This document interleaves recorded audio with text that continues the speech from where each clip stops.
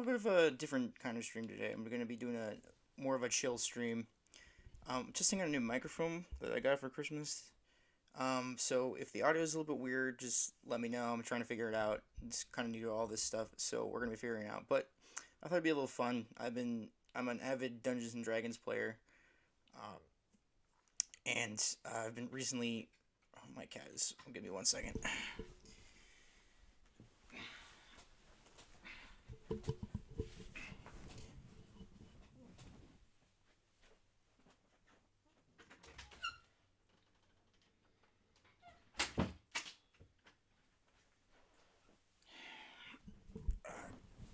Cats, am I right?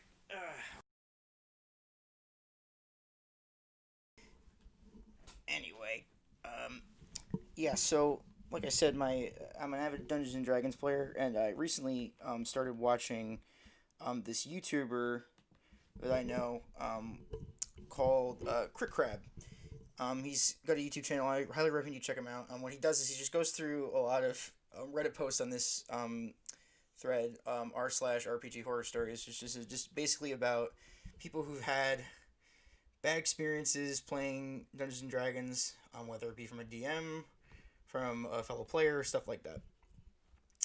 I think he has his own uh, Reddit thread now, so a lot of people post on that for him to read. But I'm just gonna do the normal one because it's fun. So, without further ado, let's get started. Um, gonna ignore that one because that's just bad. Um, all right, here's a long one. Okay, I feel like a dickhead at the start of the new year. Okay, long. So this is. I feel like this is gonna be like an "Am I the asshole?" post. So let's give it a shot. Let's give it a shot, everybody. Okay. So I feel like a dickhead at the start of the new year. So I kind of feel like a dick now. Yesterday, where I live, I celebrated New Year with some friends and sibling. I am our long time, like 7 years, DM in a heavily homebrew campaign. The setting is frankly generic and not that good. I started this campaign when I was young, stupid, and barely a teenager, and some issues carried on from those first days. One of my friends is absolutely loving the setting, though. He's this insanely overpowered wizard with lots of affiliated NPCs that gathered over the years. Already getting some red flags. He really cares for them. I, as a DM, consider some of them to be nothing more than two-dimensional cardboard cutouts most of the time, not my finest work. I knew he gets really protective about them. For example, original body of one of his NPCs died, and she immediately resurrected and possessed BBEG's. For those of you who are not aware, that means Big Bad Evil Guy. Secretary, via some special abilities she had. It was a cool scene. Everybody liked it. But my friend spent the next several sessions studying how to get her back into her vaporized body, not taking any plot hooks or anything. I eventually let him have his way to get this story moving again, even though I viewed what body the soul. Sorry, this is really hard to read. I viewed what body the soul was of his NPC was in is irrelevant. Okay. Tomorrow, as we waited for midnight, we finally delved into the final arc. I wanted to give some narrative stakes, so I made one of the party's longtime allies betray them and kill one of my friend's NPCs. Incidentally, the same one from my example of his NPC attachment. It was clear to me he cared for the NPC, so I thought it would be a great way to give the epic climax I had planned that emotional undertone, but I got more than I bargained for. Firstly, he started crying IRL. Secondly, he got really angry IRL, and his character started raging and wanted to kill the traitor alone without needing gear. He calmed himself and stopped. Thirdly, he started crying again, telling me about depressions. He was devastated about how I killed one of the few pure and kind people he knew, how I am a great DM to make him care about her that much. That NPC had little personality, one of my worst, blandest characters, TBH, so I was surprised where all this came from. I didn't care about this character I created at all. He wrote some fan fiction about her, as I later understood. I didn't know he cared that much. He is probably going through something personal, but I am as empathetic as a cactus, so I'm not so sure. Just a plain bad friend. He guilt tripped me to promise that this character didn't actually die, and she was just going to get a happy ending. Then continued to sob about betrayal of someone he considered a close friend, that NPC who betrayed them. Suffice to say, that killed the mood. He sobbed and muttered about how great this world we crafted is, how that betrayal totally makes sense when he thinks about this, and our sessions there are one of the few things he looks forward to. He was actually praising me as a DM, but I felt like shit. Last hour of 2020, he didn't want to watch TV, eat, drink, play games, or anything until midnight. He just talked about the game or sat in somber silence and flipped out at anyone who tried to lighten up the mood. I tried to make him feel better and spat something about separating character from a player and how I think it's important skill for TTRPG player. I also hinted that I think he's taking it too seriously, but I still lack the people skills to be of help to him, and the rest of the group weren't much better. He said he understood what we tried to say, but he continued to be really moody, so we spent last minutes of 2020 like the whole year, sitting alone in chairs and our devices, me writing this long ass post. Hope 21 is better. Honestly, just wanted to vent this out. What are your thoughts? Let's see. I'm gonna look at some of the comments before I like make a final ruling on this. Hey, well, whoever joined, welcome to the stream. Um, let's see. Honestly, it sounds like your friend might have some unresolved issues. It sounds like he's way too emotional about attaching his fictitious characters. Especially weird that he said they were one of the few per and con people he knows and one of his close friends. You may want to talk to him outside a game where the attachments won't be so immediate and see if he's doing alright. I did after the game and that hour before midnight, but I am not great at good social stuff. I think he feels okay now. He's asleep in the other room. He was always quite emotional, but I guess I didn't realize the full extent of it. I mean, on a day when you aren't playing a game, so it's all a bit distant. Are you guys fairly young? Yes, like adults, but barely. I know hard times may be difficult. I'm gonna skip all that. Loads of comments saying you did nothing wrong from a DM perspective, and they're right. I would guess that part of your feeling bad, aside from guilt, is your friend is upset, you know what to do. Yeah. Let's see.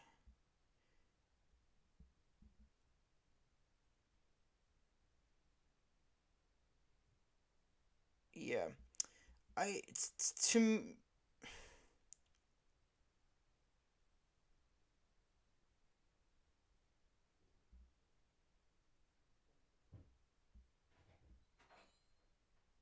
yeah, I'm kind of agreeing with a lot of these comments.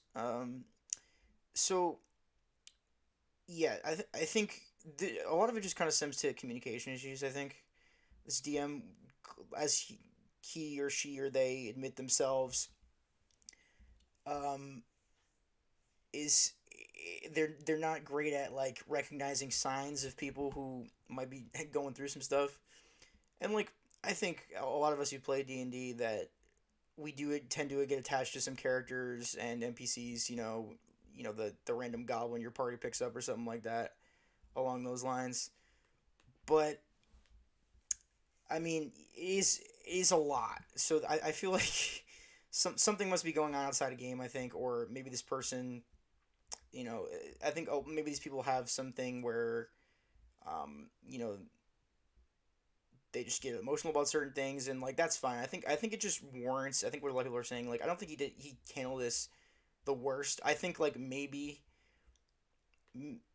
killing the guys like NPC characters was just out of the blue. Maybe it's a slight misstep. I think just like randomly killing some like a character, even if you don't know if that character, if you think that character is bad, it might mean something to another person. And of course, maybe this guy definitely overreacted. I think in terms of what happened, but maybe just like injuring them or like having the NPC like betray the campaign, like as this, like the betrayal thing is fine, like I get that, but just off like just straight up I don't know how it worked out, but if you just like one shot another character, can be a little touch and go there. Maybe that's just me. As a DM, I usually like to be a little more lenient with stuff, so that's just that's just me. But overall, I don't think this guy is that bad. I think if you just kind of talk to him outside a game, I think it would end up working itself out. Um, all right, let's go back. Close. Okay, this is extra long. DMPC from DMC makes D&D game a POC. I assume that means piece of crap. Um, let's see. Oh, okay. All right. So the worst game I have ever played in. Whoo boy.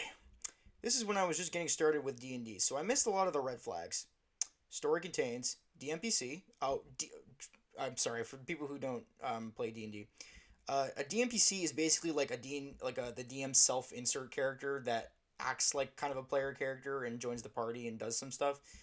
In almost any situation where it happens, the DMPC ends up being overpowered and kind of can do a lot of the things that the player should be doing um, and it just kind of makes it so that the players are kind of side characters in their own story. Because D&D is supposed to be kind of like a shared experience between the DM. The DM creates the story for and the world for the players to interact in, and the players guide the story with their actions, and so it's a shared experience. At least how I see it. So that's a DMPC can kind of muddy the waters.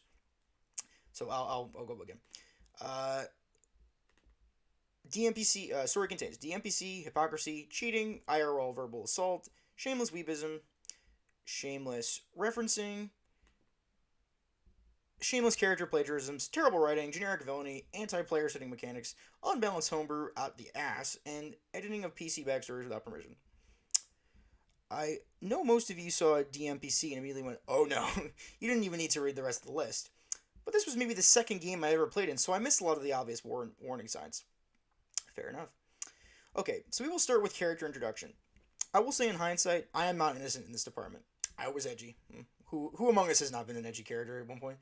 We had a paladin, new player, tiefling sorcerer, veteran wargamer, human rogue, me, and the star of the show, DMPC. Or DMNPC. The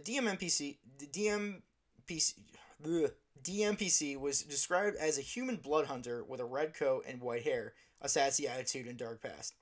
No, I'm convinced Devil May Cry is the only video game DM has ever played because the only thing he ever talks about, other than anime. So it took me not even half a second to realize he was just playing Dante. Edited.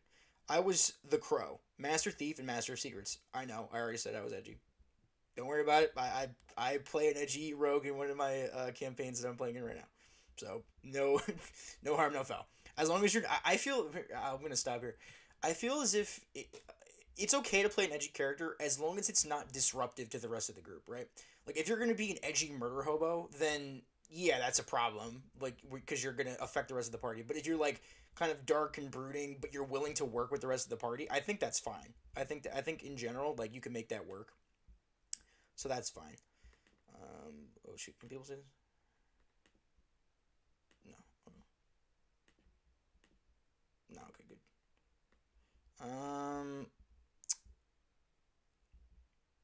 Cool. Okay. So, oh yeah, sorry, I zoned out for a second. Uh, so session one. Everybody meets up in a tavern. Standard tavern, blah blah blah happens, and then Dante from Devil May Cry recruits us for a mission to drive some monsters out of a local mine. As a prank, I replaced Sorcerer's coin pouch with a bag of ball bearings so that he'd have to ask to borrow money the next morning to pay for the inn room. Just since he was in character, he sat on his high horse. I thought it would be funny to knock him down a peg. Instead, he took this as an invitation to PvP because this is apparently a Bethesda game and touching a fort that doesn't belong to you causes every NPC in the map to become hostile and attack you. DM actually put a stop to this, maybe the first and last good decision by the DM. I gave him his coin purse back, but the player had an animosity towards me as a person for the rest of his time in the game. Okay.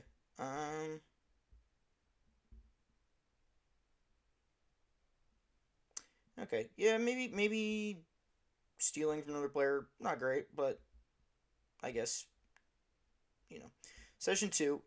We meet the Miners Guild who needs us to flush the monsters out of their work site. Keep in mind this is still a workplace that the miners will need to have intact, so they are still employed. Fun fact about the sorcerer: he is lawful good. Fun fact about the sorcerer player: he thinks the alignment system is stupid and therefore doesn't mean anything. So he suggests we just blow up the mine with his fire spells and the explosives that would have been in the mine.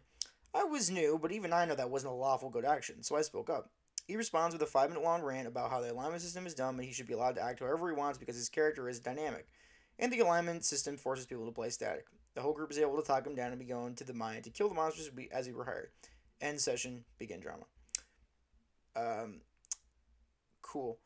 Um, so I somewhat agree about the alignment system. I think it does have the ability to make people kind of static where they are playing their character alignment rather than, excuse me, um, playing their character how their character would act. But I feel like if you're going to play a dynamic character, so to speak, don't make your character level good. Like, make him either one of the neutrals, because I think that brings more dynamism to the character. I mean, like, of course, like sometimes lawful good characters will do evil actions, but if there are alternatives, I don't think a lawful good character would do that. So I think to some degree, you shouldn't be wed to your alignment, but there's a reason it exists, and I think that you play your character how you want to play your character, but also don't be a dick. So, so the game was played online, but we all knew each other from community colleges. We were all students at the time, so I was hanging out with some friends in the common room of the school playing Smash Ultimate, and I was totally winning. Take my word for it. Don't ask anyone else. Uh, Sorry, I'm just making sure the volume's going. Sorcerer player enters the common room, marches directly up to me, and just unleashes a hissy fit. He is screaming at the top of his lungs about how I'm a bad person, actively trying to sabotage the group. About how I've added out for him since day one, I'm about how I'm a cheater because I asked the DM if I can do actions in secret, and then just finishing it off with calling me all sorts of profane names and topped off with a slur. Ooh, that's not good. He was removed from campus and banned from the game immediately after the DM heard about it. So there goes that. Um, so after that, the DM grabs a friend of his as a replacement player. He was the actual life cleric, and said he would that we would be rebooting the game starting over from the tavern. I didn't mind really, but kind of just want to forget about everything that happened. And this guy's new, right? So I mean, it makes sense. Life cleric ends up only staying for the first session before personal affairs get in the way and he leaves the campaign. DM decides not to get a replacement player and we can run a campaign with 3 players. Keep in mind, one player was a DM. So we get to the mine and this is where the DMPC issues start. A couple of goblins are guarding the entrance to the mine. We are able to approach stealthily. I plan to use my rogueness to sneak up on the ground behind them and then drop on them with my daggers. The NPC says he can use minor illusion to conjure the image of a pile of gold that will draw the goblins closer to us instead. Party decides to go with this plan. Now, since he is a PC and the DM, he controls the monsters and effects of illusion utility spells in the world itself, meaning any plan the DMPC comes up with is automatically a success, with no risk of failure or even a need to roll a check. Part of the problem. Once we get into the mine, that's when the first big twist is dropped on us. DMPC drops his spell of disguise self and reveals he isn't a human with a red jacket and white hair. He's a half elf with a red jacket and white hair. This is a pattern that shows up all the time in this campaign. The DM will change his subclass, feats, and even race in between sessions whenever he feels like it, always running into the game in some BS way. I asked him why, and he said it's because he doesn't feel the build anymore, or he thinks that the character is bad the way he made him. But since he's the DM, he always knows what our next encounter is, and if he does this, he can just change his stat bonuses and class abilities to always be prepared for what kind of encounter he designed. I just soon enough magazine. The only thing he didn't change was Haunted One background because, of course, and the fact that he was playing Dante from Devil May Cry. I gotta play that game sometime. I heard it's really good. We get deeper into the mine, fight some cultists, learn the long dead, super evil, no good doer villain has returned. We get paid by the miners and go to the capital to inform the king. There was a short side quest along the way, which is the only time players got to have agency in group decision making, so I won't complain about it. We are level 4, by the way, and not famous at all. We have no issues having an audience with the king, though, because we're the heroes and blah blah blah main character syndrome. He tells us the story, yada yada, super evil guys return from the dead, and even though we are level 4 and the king has a whole army at his disposal, he decides to make us the primary task force against the bad guy in his cult. He gives us a horse, and we make that our home base. A house, I cannot read today. And we make that our home base. The capital is the hub town of the game, with a few fun quirks. Quirks such as if my rogue attempts to commit any crime at all anywhere in the city, a CR20 plus monster will see it and instantly kill me. Well, that's fun. DM filled the city with Marits, or I don't know if that's how you. That's well, that is. Well, whatever. Marits, which are ultra law sentinel constructs from Sigil who are extremely powerful. Another fun quirk is how the capital city introduces the Magitech Revolution. The DM is selling the setting on, and you will not believe what it is. By Magitech Revolution, he means the world is your standard generic fantasy world, but with early iterations of cell phones. And no, I don't mean sending stones. I mean the party is given cell phones, and many NPCs can call us whenever. However, this function never actually gets used because we soon discover the real reason he put them in the campaign. The cell phones are just so he can call his, oh boy, his anime waifu who works at the Adventurers Guild. When introduced, oh god, just a bit of a trigger warning. Very uncomfortable. Just letting you know. I Okay. When introduced, her body was described in excruciating detail, including the chest and back of the thighs area. Oh boy. And I kid you not, she didn't have a name until sessions later when I asked her what her name was, and the DM had to pull up a name generator. Okay. This was when I started to get physically disgusted by the game. As I knew the DM was a weeb and his most recent anime obsession was Goblin Slayer, which if you've seen, contains some disturbing content. I don't like where this is going. Um, and of course, more hypocrisy because the DM said to us at the start of the campaign that he wouldn't run NPC romances because he didn't want to turn the game into a dating sim. Another note, other things of note in the Jesus, is a long story. Things of note in the capital were constant references to other media, either for comedic effect or lack of originality, such as Bob's Tavern or the local legend Tigtone. Okay, yeah, definitely. Uh, Also at the Bloodhunters Guild Hall, which the city just had, the main the main who runs it was Garriman from Bloodborne. Okay. It was also there that we noticed if the we just first discovered that if the DM doesn't want to VA a character or voice act a character, he will ask me to do it. He will ask me to do it instead. That's weird. I'm no professional, but I like to think I'm pretty alright at voice acting. But I am a player now, being asked to read from a script written by the DM to voice an NPC he's talking to. That's stupid. Um, Before we proceed, though, I would like to talk about the homebrew. I would like to talk about the homebrew. DM thought all players should get a daily use flare ability that was essentially a shonen power up. Well, I say daily use, but that was just me. I had a daily use ability where I can inflict max sneak attack damage once per day. Turns out Paladin and Dante got passive abilities instead. Paladin got the ability to auto average his smite damage rolls if he chose, which that's busted. And Dante got True Sight 60 feet. True Sight means you can see everything. Everything. So, yeah, kind of strong. He also planned out how to very heavily quotation marks fix the underpowered abilities blood hunters get later on. So he took the two weakest abilities and just replaced them with barbarian range and paladin smite, which that's busted as hell. I screwed up with my mouse again.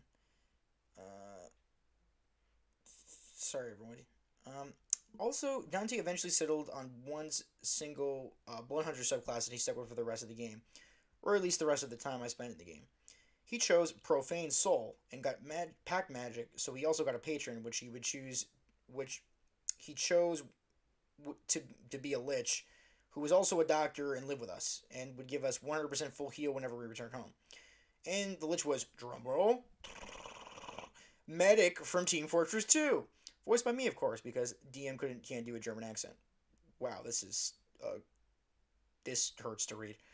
Uh, Here's the thing: there is borrowing from popular media sources in video games, and then there's just straight ripping it off and not being creative with it, and that's boring and unfun. So back to the plot. King sends us to find some missing soldiers, and it turns out they are being held captive by a cultist anti-paladin. The combat encounter was designed not terribly. The bad guy was given a fair amount of HP, had two attacks per turn, and it was a 1-on-3 fight. But he had a couple of magic items that let him close the distance between himself and me. The ranged attacker. Only real downside was his super generic "finally a challenge" villain dialogue and our paladin's absolutely cursed luck. The fight went on for more than 10 rounds of combat. The paladin only hit one attack in the last round. Okay, just making sure the mic's still working. Go. Um, then I noticed something I hadn't until this point. It happened after DMPC got crit and went down. He started rolling death saves. Now, I said this was an online Discord game, so we all used a dice roll bot with DM rolling his DM stuff in secret. I only noticed when he started doing death saves that he also did all his PC rolls in secret. I looked through the dice channel history and couldn't find him using it for a single roll. Meaning, every time he had used a die in game, whether it was a DM or a PC, was subject to potential fudgery. We kill the boss fight, return to the king. We are now level 5. King gives us 5,000 gold GP as a reward, and we decide to go item shopping. At the blacksmith, I see a magic bow that can shoot through walls and was a 1 plus, but it cost 10,000 gold. So I figured it would be a goal to save up for. However, the blacksmith did have a special delivery for Dante that was a +2. So, I should probably explain. Plus weapons, basically, you get a +1 on your rolls to hit people and on your damage rolls against enemies. And they're also count as magic weapons. Just let you know. Like I am live streaming, so if you have any questions, feel free to ask. I just don't want to leave people out. I lost my place again. There was a 2+ silver longsword with the finesse property, which he got for free because it was his father's sword. And backstory, Dante, I hate this. I called him out on that being overpowered to have gotten for free, but he said not to worry as it wasn't overpowered because it was still in his dormant state, as we'd have to go on a quest later to awaken it and unleash its full power. It's still a +2 longsword with finesse, which means you can use your dex modifier to hit rolls, I think, and damage roll. He also brought a twin fire hand crossbow from the guild with his 5,000 gold points, which was also a homebrew item. And the final straw that made me leave the campaign, we did a generic fetch quest for Bob Belcher, owner of Bob's Tower. The week prior, DM messaged me with an unwarranted addition to my backstory, so without me signing off on it, my character now had a rival named Ortrek who died in a dungeon. I said, sure, fine, whatever, he's dead, who cares? Then, as we return from the fetch quest, I am contacted telepathically by Ortrek, who is now a revenant seeking vengeance. And that is when I left the campaign. I probably missed a couple or a lot of BS moments, but this was my story to suffer. You've just heard. Excuse me. You're just here to read my survivor's tale. So that is the worst game I have ever played. I have not spoken to the DM or the other players since. Would I say I had any positive experience coming out of this? Two things. First, I think I became a better writer by being taught what not to do. Second, I felt flattered by being asked to VA all the time and actually have been practicing and improving ever since. Well, that's nice. Good for you. Yeah, that honestly just seems like a bad case of a really bad DM who didn't have a lot of creativity, and DMPC stuff is bad. I'm sure it sounds like with the stuff where he was referencing Goblin Slayer, like we could have gotten to a lot worse territory. And the anime waifu character being in there just doesn't sound good. Just doesn't sound like a good time. So it sounds bad. Um, cool.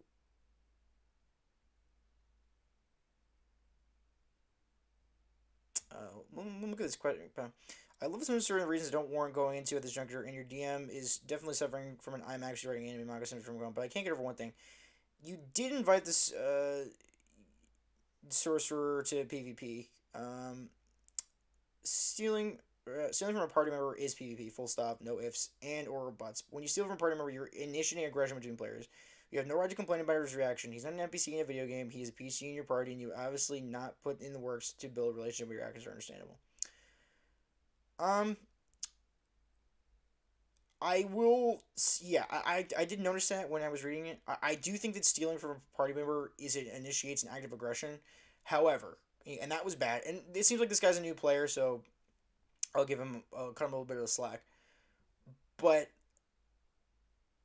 I don't think that warrants an out of game reaction to the degree that it sounds like the OP had described. Like if your Dungeons and Dragons character gets stolen from by another person's, yeah, I might be a little upset, but you don't take it out of game and say like, "Hey," and call them a bunch of slurs and swear at them and stuff like that. Like, talk to them out of game, like, "Hey, would you mind not doing that in character? It just annoys me." And if they're a dick about it, don't be, it's whatever. But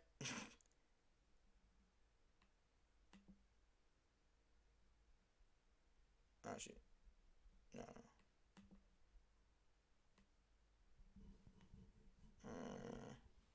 Uh, oh god, what I do? That's fine. So yeah, that's the rest of that. I apologize. I really have to go to the bathroom, so I'll be right back. Um, Carry on.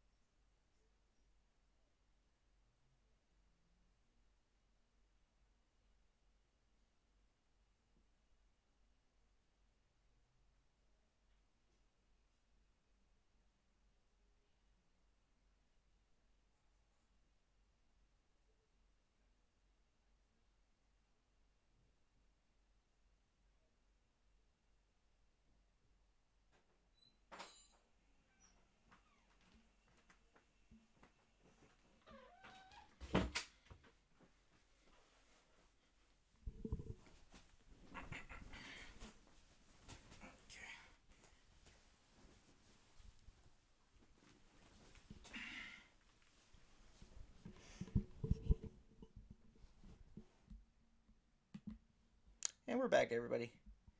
Sorry about that. Okay.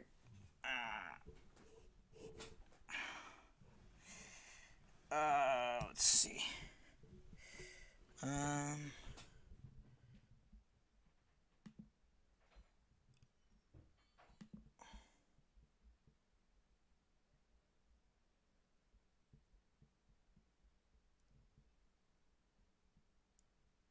don't like this one. Um, let's see.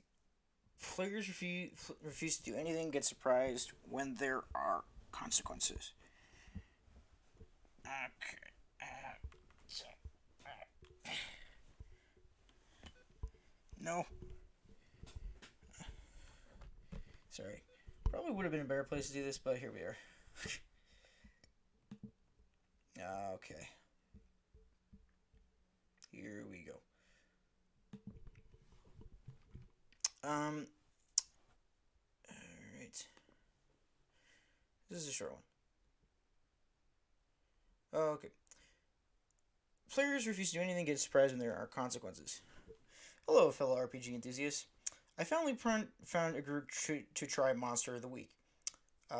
With Monster of the Week with, and even though the game was a disaster, I have this story for you. For those who don't know, Monster of the Week is an urban horror game about monster hunting and investigation. The session was basically a one-shot. A group of three was investigating suspicious events at the local school. Children going missing for short periods of time, reports of something messing with the minds of people, a few windows randomly shattering. They were basically sent by the local government after the police wasn't able to figure out what was going on, and they were semi-professional hunters. The session starts. They introduce their characters, Jonathan, Beth, and I don't know if it's Lavender or Livander. Playbooks, classes aren't important. Okay.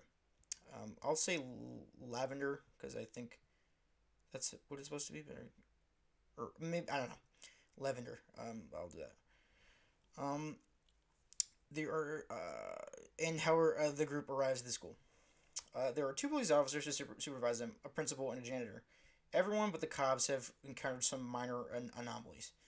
The party starts to question the victims. What exactly happened? When did it happen? They quickly learn that there has been one incident a few minutes before they arrive. A small fire in principal's office. They immediately head there and the horror begins, at least for me. So you arrive at the office. There are still residues of the fire, charred table, and you can smell smoke in the air. There's also shattered glass in the ground. What are you doing? Jonathan, I'm tired. I sit down for a while to rest. Beth, I want to ask the principal about the fire. Cool. Exactly what do you say? What exactly do you say? I don't know. Lavender, got any ideas? Lavender. Nope. Lavender will sit down near Jonathan. And it went like this for about 30 minutes. I tried to get them to do something, to speak. The NPCs even reached out to them and started providing them with information. Nothing. The characters are sitting on the ground ignoring horrific facts about burglaries in the janitor's closet, how the incidents only happened on Tuesday and Thursday. History of the school. There were two students who committed suicide on Tuesday and one on Thursday. One burned himself and one pierced his heart with his father's knife, and the last one dropped a somewhat heavy boulder in his head. Damn. Sorry guys. I probably didn't realize that it was gonna go into a self-harm. So trigger warning for that. I guess it's a little late by now. I really apologize for that. I said that as the time I should have vetted this. I said as the time passed, the cops started to argue whether these obviously amateurs and scammers would do anything, and as they left the office, horrified shriek pierced the air. Jonathan, I don't feel like I want to stand up. Beth, I'm afraid without Jonathan. I'm staying with him. Levander, I don't know where to go. And that was it. No reaction at all. I tried to speak to them through NPCs. Nothing.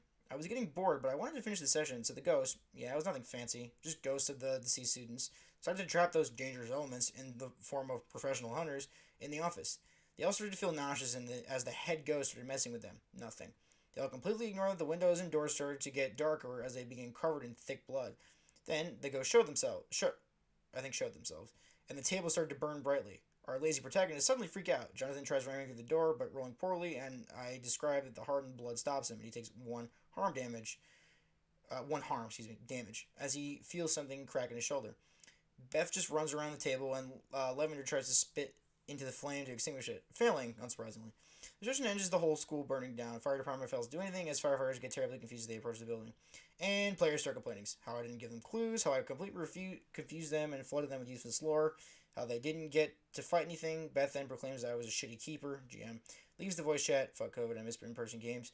And others do the same. It was a very bizarre game and not very interesting. It's a shame that I wasted this pretty cool mystery on this group, but hey, at least you all started to read. TLDR, our group investigates haunted school. They sit down in the principal's office and ignore every piece of information I give them until the situation gets so bad they get trapped in there and burned to death. And they accuse me of being a shitty GM and leave the voice chat. Uh, I got a level with you. So, I don't like to take things at face value. Um, I feel this feels like an overreaction. Either like I feel like we're missing something in the story. I would like to get something from the player's perspective. I mean, if I do take this at face value, it just seems like the players just weren't having a good time. Like they were just bored with it and not having fun, and then they just kind of were non-participatory and just didn't do anything. If what the DM here is saying what was true, if what the DM was saying here was true, excuse me, then I mean it seems like they provided them with a lot of hints and stuff like that, and that they could have just like at least tried to do something. But I mean, that's part of the DMing. Is like is the DM can only meet you halfway. You know what I mean? You have to like at least you have to participate. You have to believe in the world. You have to insert yourself into it, and there sometimes like there are things that aren't going to make necessarily as much sense. You kind of just have to go with it. Like now, not let yourself be railroaded. Of course, it's your story too. But there's at some point where you have to at least buy into the world. You have to be willing to make at least some changes, and it sounds like the players didn't do that. So either they just weren't interested in the setting, and which they should have communicated to the DM, um, and said, "Hey, maybe I don't really like this. Maybe we could do something else," or they were just assholes. That's how I see it. Let me see if there's anything in the comments. Yeah, yeah, same. Yeah, just like people just screwing around.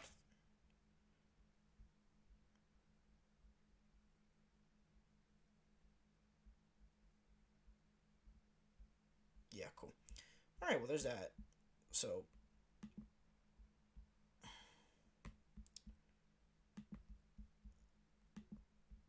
what do you know? Okay, next story. Hope you guys are having fun. If you like what you see, feel free to give me a follow. Um, I usually play Dota 2. I'm trying to get better at it, but I figured since it's been, it's New Year's, it's been a year, and I don't want to bother the rest of my family, so I figured I'd do this, and this is something I like. It's pretty fun, so we'll give it a shot. Um, wait, hold up. Okay. Um. Okay. Just before I read this one, bit of a trigger warning for sexual assault. No, I'm not gonna read that. No, I'm not gonna do that. No, not doing that. Don't want to do that. Never mind. Absolute chaos. Extra long. Um. Okay. This sounds like a good one. uh. All right. Let's check it out. Absolute chaos. Warning. This is a long one.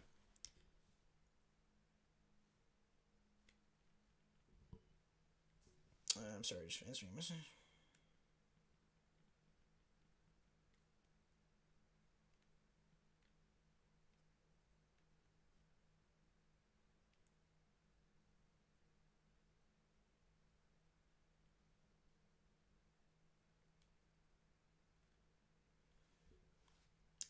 Okay.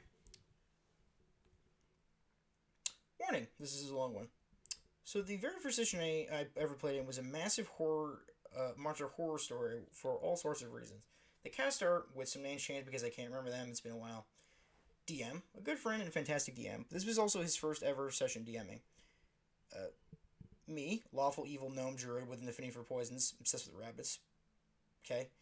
Tulip, a chaotic evil druid with a penchant for interesting choices. Mr. Death. Oh, wow, these are something else. A warlock of some sort for now.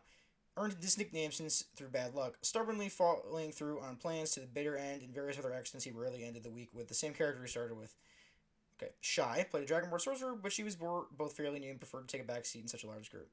Otaku, that guy, edgy rogue with a flair for the dramatic. Nabi, a half-orc fighter. McCree, a female human monk. Cool. Sounds good. Nothing. So I'm assuming Otaku is going to be the main focus of the story here. The more astute of you will already be noticing a red flag. 7 players, all at level 1, plus the DM. That I didn't know.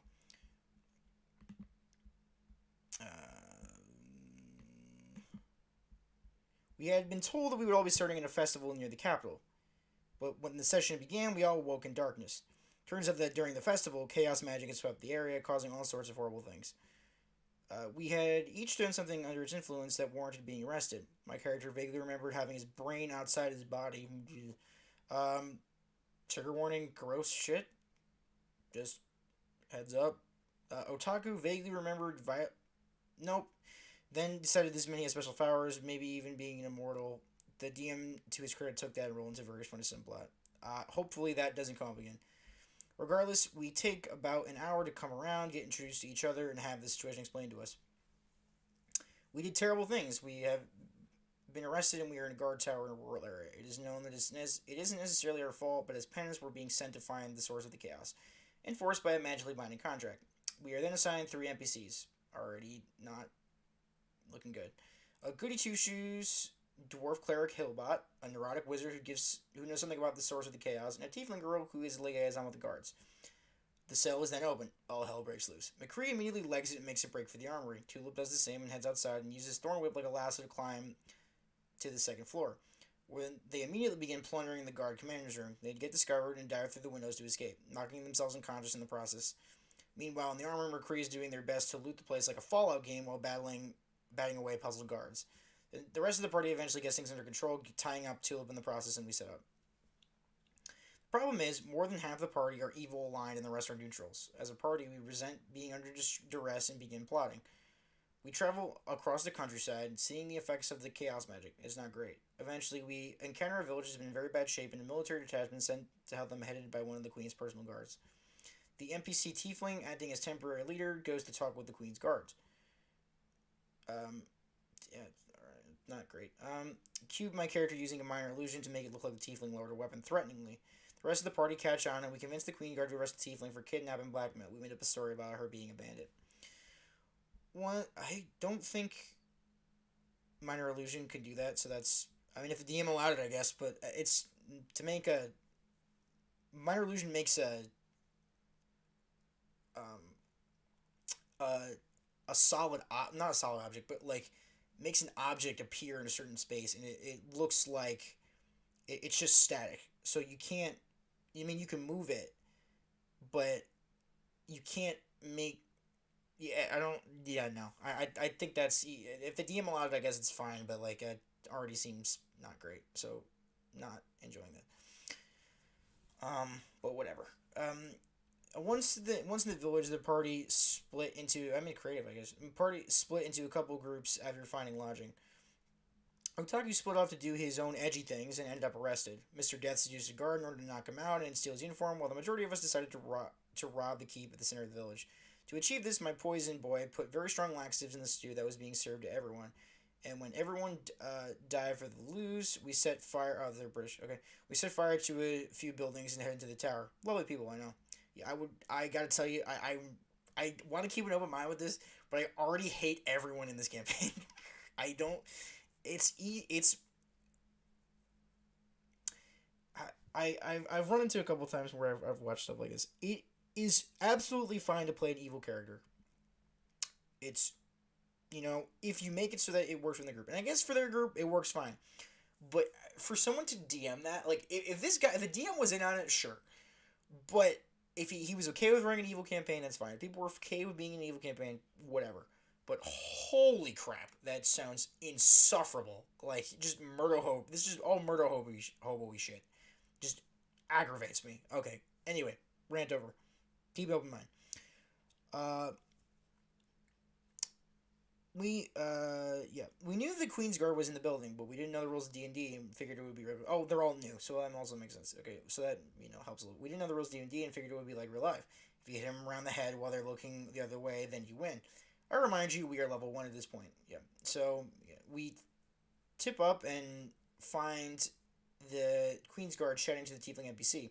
Looks like we've been rumbled, and so as damage control, we jump both of them. Having talked to the DM since, the Queen's Guard was a CR3 stab block knight with some minor regeneration from a cult connection. She should have TPK'd us, but the DM has the worst rolling luck of anyone I've ever met. An hour and a bit of combat later, and through some jammy rolling on our part, and the inability to roll over a 5 on the DMs, both the Queen's Guard and the Tiefling lay dead. Oh, did I mention the Queen's Guard used a musket? New technology and very valuable. We grabbed it and yeeted. Meanwhile, in escaping from jail, Otaku had freed a crazy man who had summoned a demon that added to the apocalypse in the village. This just sounds like a nightmare. With that shit show behind us, a dead party leader and a magically binding contract making sure we'll still be doing the task we headed to the source of the chaos. Some sort of wizard tower. Session 2 started here. That was just session 1? Gee, oh my god. Oh my god. Okay. Whoo. Some sort of wizard tower. Session 2 started here. I wasn't able to make it to that one, but I understand in looking the place the party found a valuable gem. Couldn't decide what to do with it, and then McCree smashed it. Lovely party. Turns out it was housing a demon. Great. So that popped out and everyone dove into the basement while it went nuts. In the basement, we found the evil wizard responsible for the chaos. Session 2, okay. Who was busy mutating himself into what seemed like a young dragon. We kill him, and after he kills off the remaining 2 NPCs in the party, and McCree the monk, who deliberately suicides his character, turns out he already had backup ready. Another monk. Exact same backstory, exact same subclass, features, and personality. The only difference? Name and stats. This one he had rolled much higher stats on. The DM was not too happy about that one. I can imagine not. From this point I'll be time skipping and only mentioning specific instances of horror. My character decided we need to restock and sell our loot in the city. No available map and misunderstandings resulted in that inadvertently derailing everything the DM had prepared plot lies. On the journey there, Tulip decided to pick a fight in one of the villages and turn into a wolf in the bar, then she's a druid, then run to the town center. At customs checkpoint we were spending the night in, this same character went spying and got captured. After we were kicked out, other drunk party members set off magical fireworks, resulting in another band led by a Queen's Guard nearly attacking us. In the city, Tulip managed to get involved in PvP, ran away from the group, and got rescued by the local mafia, who promptly ransomed her. The warlock got a hold of a bag of beans and summoned a bullet in an alley. It's like a... I don't even know how to describe it, honestly. Nearly dying and causing the sale of magic items in the city to be restricted from that point onwards. Otaku proceeded to be an edgy cultist very openly, earning the ire of actual cultists of the very same god, and then we get to McCree. McCree had a background that made them a feared ex-pirate. I played with someone like this. And therefore, despite being level 2, someone who had plenty of criminal context. I definitely suffer from that in one of my other campaigns. I do have a lot of context. He uses to, maybe not this to this extent. He used this to call a council of underground mafia bosses.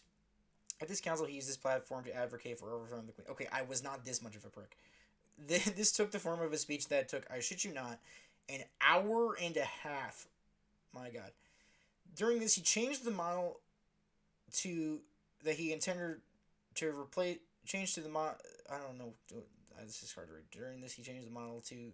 He intended to replace her with no less than 7 times without noticing he had done so. He went direct democracy. I honestly, guys, I'm having a little trouble with this is saying, but that's fine. Mafia boss said, "What's in it for us?" He said, "You'll actually be in charge." Okay, so oligarchy. Nope, that would be too obvious. Install a puppet ruler. Who gets to control them? All the mafia bosses hate each other. Okay, so republic it is. This carried on seamlessly for some time. Turns out that the mafia boss... I kind of see where you're going. Okay. So we started with direct democracy and then moved around. Turns out that the mafia bosses include some creatures that look human but were probably capable of leveling entire streets in one attack, plus a demigod. The reason they aren't in all out war, the queen is aware of them, is powerful enough to beat them all senseless if she took them on one, and she's a fantastic administrator that knows that illegal stuff will happen anyway, so she might as well know about it and keep an eye on it. They don't cross any lines, and she won't nuke them from orbit. The boss is finally end the entertainment. Beat McCree to a pulp and kick him to the curb. Fair enough. Turns out Demigod Mafia boss was keeping tabs on us in session 1 and is pretty angry at the problems we've caused her. She executes one of us, Mr. Death Warlock, who goes on to become an NPC that serves her since she's the Demigod of Death, and points us back to at the main storyline. My character is also executed, and I used to bring in a half-link gunslinger in the employ of the Queen, designed to rein in some of the more chaotic elements of the party. I guess that works. Next session, Mr. Death's new urchin character is introduced and promptly PvP'd killed by edgy rogue Otaku after taking something out of the guy's backpack, pickpocket style. Okay. The sessions after his new bar ended up attempting to eavesdrop on a conversation, and shenanigans involved in Gonzalo familiar being caught and eaten by... Okay. Tulip and Nabi and casting the split spell on a tower full of guards. The characters rested and the new ones prepared for the next week. Lovely. The Otaku Rogue across all this had a serious god complex, and unwittingly fell into several clever traps the DM set up for him. He decided he had special powers and immortality. Sure, the DM gave him those. Great. The DM just didn't tell him how they work, so he was unable to use them. The first wizard that the guy I guess that's fair. The first wizard that the guy approached to try and figure it out took one look at the shard of the Demon King that was embedded and helped the guy extract it so it could be used. He was given a box with the power inside and told not to open it while it condensed for the next few months. The same box he killed Mr. Death's urchin for trying to pickpocket. Turns out the wizard had just extracted the soul shard and given Rogue a box that had the light cantrip in it. Otaku decided this was the Scourge of Grimnir, his god, an evil trickster god. The DM had him meet the actual person who was the Scourge of Grimnir while in jail awaiting execution for killing Mr. Death's latest character in cold blood.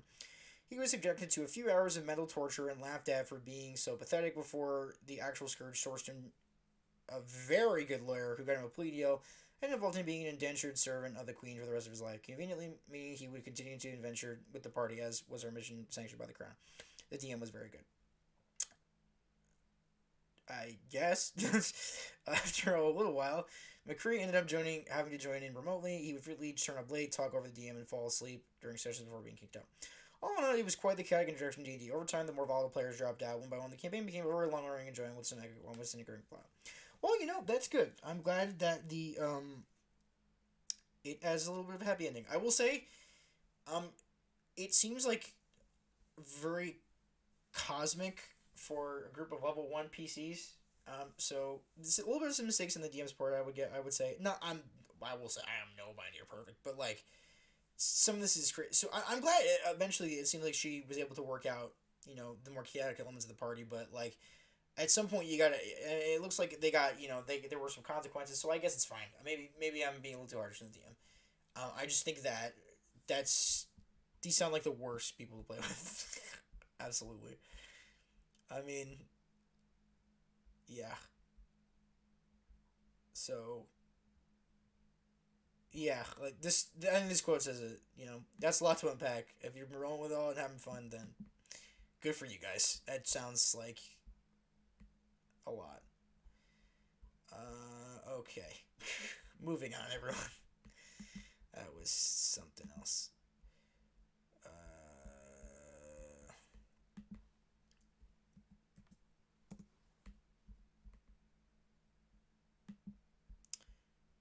I think I've seen this one before, so I won't read it.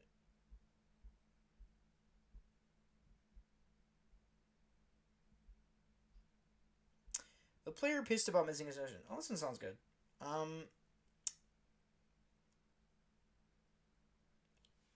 Yeah.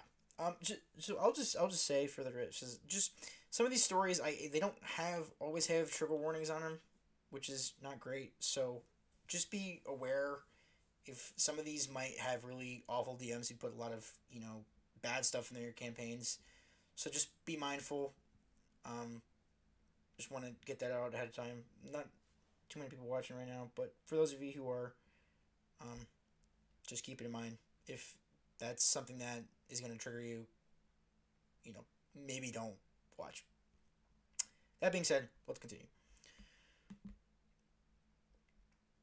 The player pissed about missing a session. So, a little background. I ran a random anime game a few years ago where the premise was a cool mecha anime. Alright, running an anime campaign, already not trusting you, but okay. Complete with one of my lovely. I've enjoyed some anime. I've been a little too much, but whatever. With one of my lovely players writing out things like full quote unquote episode recaps and how the fandom reacts to our fictional show. Okay, well, if everyone's having fun, then sure, go ahead. Season 1 went great. We had a very fulfilling session about a shonen protagonist coming to terms with his grief. Hidden Prince retaking his kingdom but losing his love. Lunar Snipe. Literally, he was stolen out of the cockpit after a terrible series of failed rolls on my part. It was great. Dog detective taking his dogs and going underground, and problem player realizing he was in love with the protagonist, and there were some cute interactions going on. Alright, if everything is good, then I'm happy if they're happy. We took a few weeks off to enjoy things and have fun with it. Out of character, problem player was phasing out of my RPG forum, which I had no problem with. We were leaving on what I thought were good terms. They couldn't make the first game of session 2, so we improvised. Basically, the first quote unquote episode of session 2 involved a space battle and a protagonist and Prince realizing they needed to get the gang back together. Finding a detective and his many dogs was easy, but since problem player couldn't make the session, I had the players find this character's little repair shop with a sign that said on vacation at, call me name I can't remember, so that players could start the next session finding them there and reunite.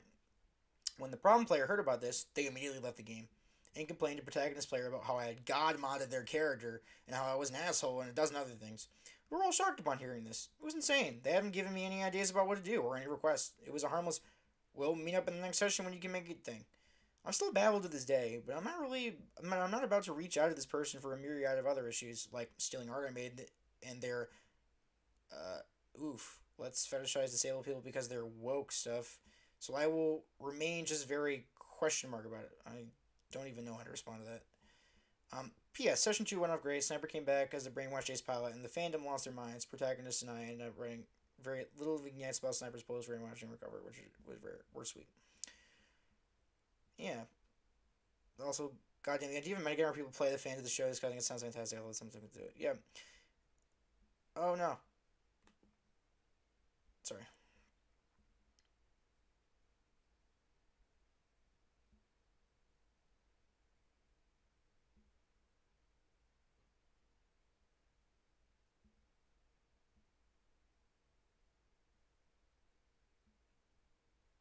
Yeah, I did. Alright, so cool. Not bad.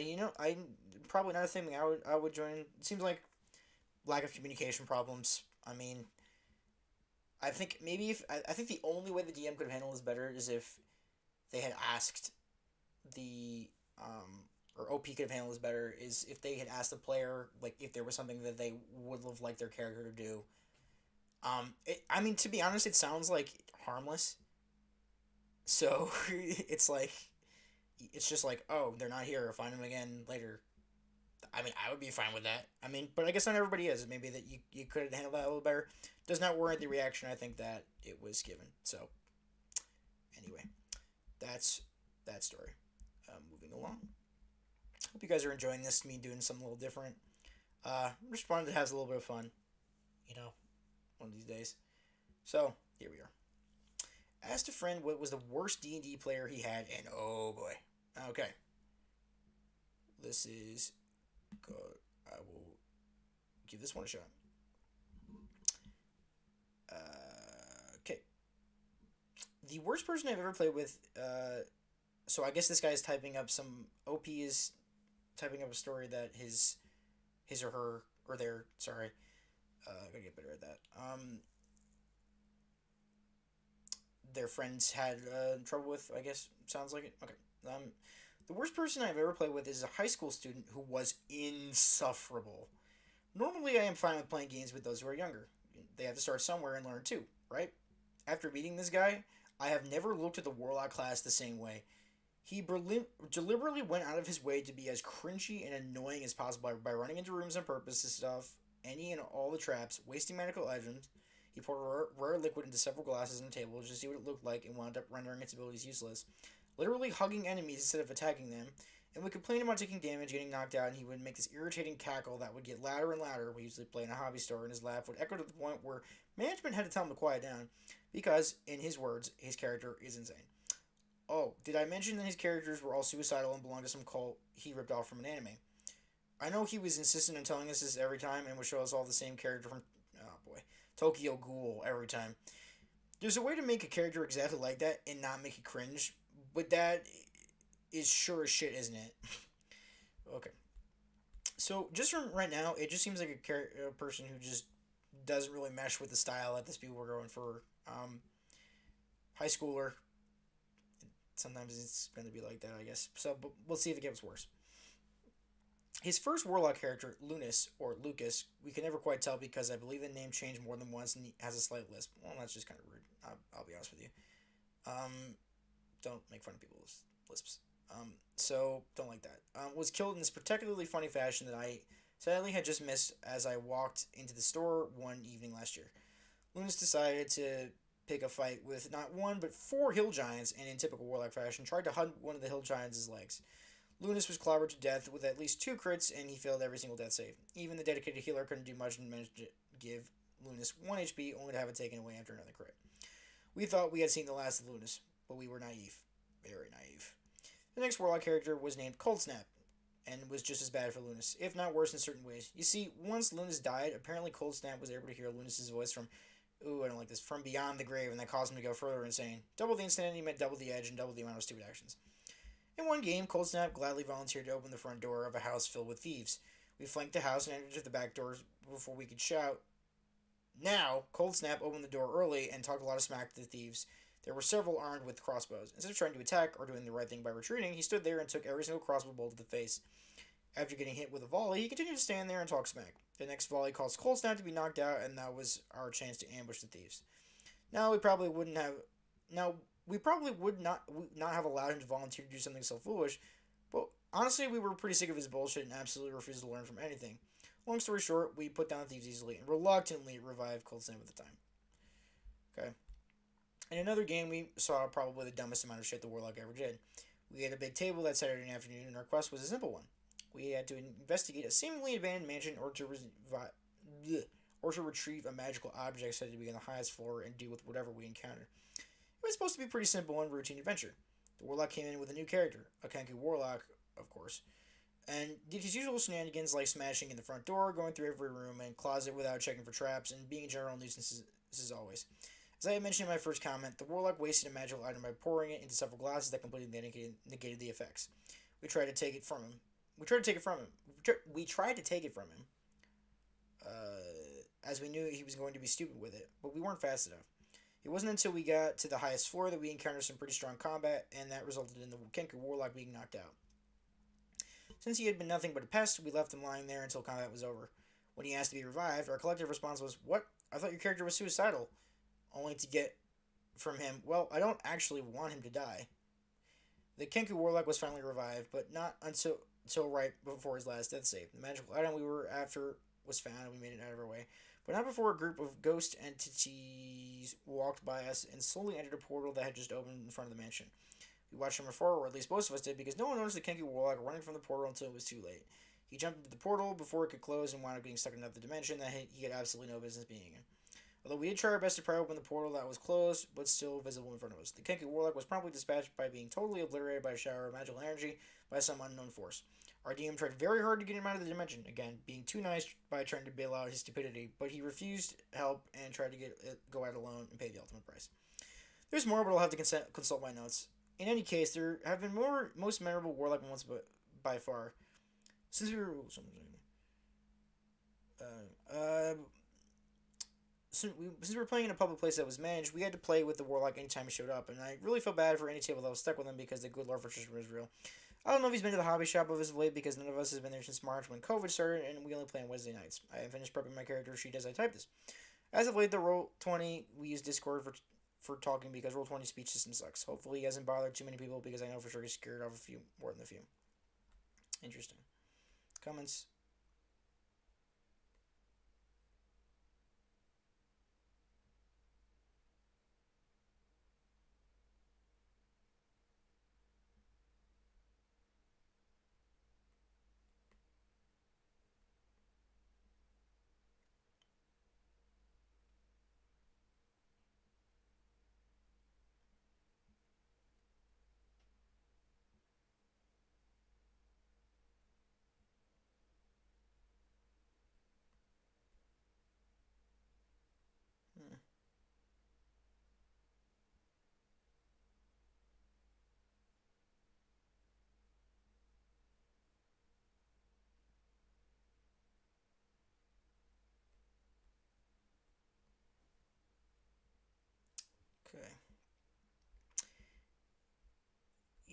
Um. Yeah. So it just sounds like, honestly, like it seems bad. Like at some point, like I guess there's a few ways you can handle it.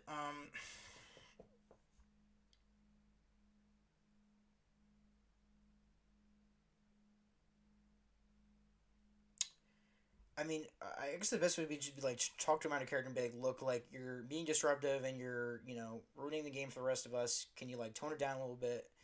And like it just seems like they're see. I mean, I mean, I guess from the post it sounds like they're trying to communicate with him. I'm usually a very lenient person, so I'll try to like work with people. I mean, but I get that at some point it just gets annoying. But it's like I guess like what are you gonna do? It feels bad to like just like permanently ban someone from a game.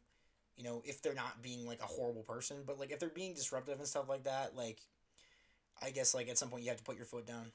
So I don't know. I think maybe there's somehow you can find a way to make it that they learn better. Maybe he's younger, high school student. So I mean, it can't be. It might be that he's just young and immature.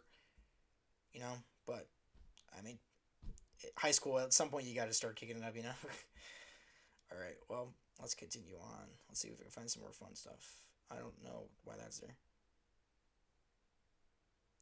Shadow Realm plays no clue. No, it doesn't look good.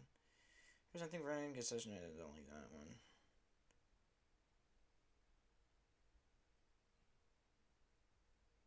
Um, this one sounds pretty good. DM attempted TPK over sledding. All right, see this one. TLDR. DM tried to TPK the party because we were lost, and Wizard used it to grief the party. Okay, doesn't sound good. All right, buckle up, chuckle fucks. This is going to be a girthy story. First things first, the party lineup is crucial to the story. Tiefling cleric, OP. Okay. Tiefling fighter, dwarf wizard, crappy DM. There's only 3 people. All right, that's not ideal. So I played D&D for many years, and much of it was with my lifelong friends. Our DM has never really been any good, and I never expected him to be. Already not starting out great, and you can always anticipate the entire campaign by looking at whatever anime he's posting about by making angsty. It's something I've here's before I continue reading for everybody here. Like I said, I got this idea to do this from watching Crit Crab, and I really recommend if you haven't go watching his channel on YouTube. He does stuff basically just like this, and he gives his thoughts about whatever the horror stories are. But something he always talks about is that at some point like I mean, it's like if you know somebody's gonna be bad and you're not actively working to fix it, like at what point do you have to start taking some of the blame for some of this stuff happening? You know what I mean? Well, I mean, of course, I don't want to like victim blame or anything. Like this is D&D we're talking about, okay? Very different from outside situations which are really fucked up and we won't get into. But like, there's a problem with this guy, and it's gonna be bad, and rather than addressing it outside, you just shit talk them behind their back and just be like, "Oh, he's just a bad DM. He's not doing this right," and whatever. It seems like it's some I don't know. What do I know? But that's just my thoughts on it. Of course, and of course, as relates to D&D RPG specifically, not stuff like outside of it. Okay. Uh, by looking at whatever anime he's posting about but make it angsty. Okay. Even though I know it is normally fun, I play anyways because it's hard to say no to people that you're close with. Alright, well, I guess that makes sense too if you're close friends. This campaign was no different from his normal angsty garbage. Near apocalyptic world where nobody knows what happiness is and everything is poorly written mystery that points to this one ultimate awesome DMPC. Boy. That is going to save the day with his awesome powers of being a fallen god or whatever. You know the type of you've been on this sub before, yes, unfortunately. We are currently very deep into the campaign and has a simple premise. You teleport between islands and try to uncover your quest to unlock the next one. We recently destroyed a boss fight to the last island and got to this new one. Typically, when we entered a new island, there would be some encounter or people or society or noticeable traces of an attack or something to go off of. This island was different, though. It was described to us as this massive volcanic pile of ash and snow with ruins of some kind of society that lived there. It's not easy enough to get a grip of one on what we had to do. We had to check out the ruins first. About 3 hours IRL. Oh, God. IRL looking through empty ruins with no sign of anything. We were completely lost. On top of that, the DM kept describing how longer we were on the island, the more of our memory we were losing, being outright punished for not knowing what to do. Needless to say, it was very unfun, and we didn't have any leads as to what we were supposed to do. All we knew was that everything was destroyed, nothing was left behind, the island was empty, and slowly melts your brain. The perfect questing destination. At this point, the party was sufficiently bored and frustrated to try to entertain ourselves, maybe figure out what to do. We decided to ascend one of the volcanoes. At the top, jack shit. Shocker. The DM barely described the environment other than it was an inactive volcano and the area around the party was very snowy. Both myself and the fighter happened to have shields on us, and the wizard had a broom of flying. Maybe find some level of enjoyment from this, we decided to have a sled race down using our shields. We had a party pet who hopped on with the fighter. We did exactly that, and the DM asked for deck saves. We assumed to stick the landing. It only went downhill from there. Both of us clearly passed the save with flying colors, 21 and 24 respectively. The DM described to us as our characters went straight off a cliff. We didn't notice and each took 200 d4 damage from the fall, and all of us, pets included, died instantly.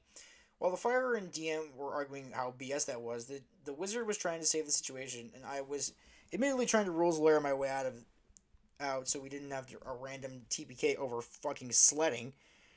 I managed to wiggle us out due to a complicated series of spells and magic items our wizard could use to get our lifeless corpses to a powerful mage we knew. The DM allowed this, and we got to the mage. This sounds not great.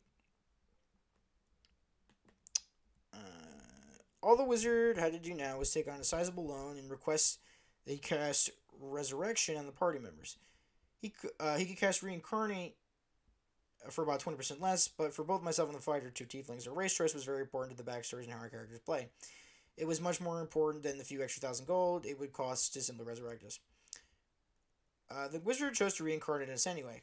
Fine, whatever, we can fix it later with magic or whatever.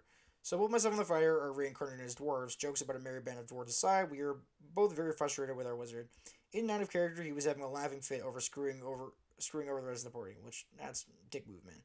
We are now about 60k gold in debt to this mage, but we could take on more debt to have our race change back. The fighter and myself talked to the mage about getting changed back into tieflings. It would be another 100k or so to cast Wish that strong.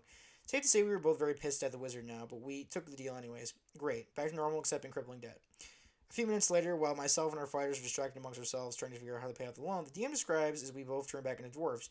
We look up and see the wizard player with his shit-eating grin on his face standing next to the DM. With us now 2,600k in debt to this mage, and the wizard is having a laughing fit because he knows he is screwing over the whole party. Out of character, the fighter and myself explained to him why it was a horrible decision and how I was actually playing God but an asshole with our characters. We were both also silently pissed that the DM was allowing all of this. Unsurprisingly, we were soon 360,000k in debt. Thank God we had the silent spell and some rope ready to stop him from saying anything or doing anything to screw us over more. In short, the DM legitimately tried to TPK us because we didn't know what to do and didn't see it coming, and the last living player decided to completely fuck over other players and crash and burn our campaign because it was funny to him. All Spain, no S. Wow. I mean, the DM seems kind of bad in the situation, but like I feel like the griefing player is worse. Like, I mean, the fact that the DM allowed it is, I mean, if he has an NPC that does it at that point and the player takes advantage of it, I mean, at that point, it's just on the player for being an asshole. You know what I mean?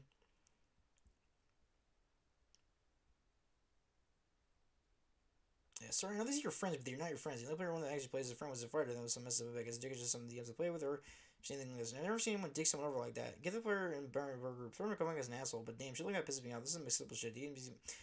I think this guy gets the gist of what I was getting at earlier. Like, if someone in your friend group is just being much of a jerk, like all the time, and like one of your players like is just actively preventing you from having fun, like I think that at some point you gotta find another group. And I understand it's difficult with close friends, and sometimes like out of game, like your friend might be a very nice person, and you don't want to ruin that friendship, and I completely get that. I've had situations where sometimes people in my campaigns have just really done things that annoy me, but it's like nothing to this extent, I will say. So I don't know. I guess find a different group. Okay. How dare you fight the boss railroading you into? I like that one. How DM split the party into camps in D&D. I don't know if I like that one. Edgy DM refuses. That sounds like a fun one. I'm gonna do this one first, and then do that one, because that sounds like a ton of fun. Oh, this is like a nightmare. Okay. Just my quick mic check. Sorry again. I'm this is like I said. This is a new mic. I'm just trying it out to see if it works. Okay. No one's complained yet, so that's good. uh, so I'm hoping it's okay. Hello again, lovelies. As promised, I'm back with some stories from my other campaign run by the fighter in my original story. Okay. Let's jump in. And again, apologies that I am long-winded. So I'm assuming this was a bad player, now a bad DM. Our cast of characters for this campaign: Tiefling Artificer, played by me; Shifter Wizard, played by our previous DM; Catgirl Paladin, played by our previous Druid. This was a homebrew race specific to this campaign. So let's start with some context. Once again, this was a homebrew campaign. Our DM for this campaign created an entire world that was very rich and full of lore. The reason for this is that she was writing a book set in this universe. If you're writing a book, I am very concerned about it railroading at this point. I thought, wow, that's really cool. Making your own world is hard. I'm excited to play. To be young. This happened a few months ago. Dumb, still true. And naive, also probably still true. Alright, I like this OP, so this will probably be a good start. The world consisted of a few different nations that had the D&D races as well as some homebrew ones. For now, we'll discuss two races: the anime animal people and the technology aliens, which both had real names, but this is more fun. The anime animal people were basically cat girls, bunny girls, cowgirls, hee-haw, etc. Our paladin was a member of this race. The technology aliens were descendants of aliens who couldn't do magic, but instead were made really awesome tech that did magic similar. I mean, honestly, this sounds like a really cool setting. I mean, the anime animal people are a little weird, but like, that's a cool idea. So I guess it gets ruined, but here we are. The last point is important, as it's the basis of my character. My tiefling artificer was neglected for most of her life. She found a book about the technology aliens and started making inventions like theirs. Hence, she became an artificer. Now, I'm going to emphasize that she didn't do magic. She built machines. I discussed this with the DM prior to our session 0 to be sure we were on the same page. The DM agreed. All of my artificer's spells are actually just gadgets she uses to achieve the same effect, like throwing a grenade instead of casting fireball or something. But again, she doesn't do magic. Also, just a quick note: I don't know if this is how everyone runs artificers, but this is what we agreed on for the campaign as if it with the lore of the world. There were already characters that could not use magic, but instead made tech to imitate magic. Okay, yeah. For those of you who don't know, traditionally artificers technically do use magic. They use their like tools as ways to use magic. I have I have a friend in campaign that I'm in that kind of does this, where he uses, it's like a mix of using magic but also having these kind of like mechanical automatons that do cast some of the spells and stuff like that. So it's pretty cool. So I mean, it's up to the DM. So if the DM says that's cool with me. So I mean, if you determine ahead of time that they're actually going to be flavoring it like that, cool, and you agree with it. I will say, if sometimes when you're casting spells, if it like affects how a trap would work, I would say it's a little iffy on whether you want it. But if you agree at the beginning of the campaign, you're saying, I'm going to be playing an artificer by using these things, then that's fine. Okay. So I'll read some of the comments because, like, I mean, like, I guess, like, I don't know, it's a little complicated, but you know, whatever.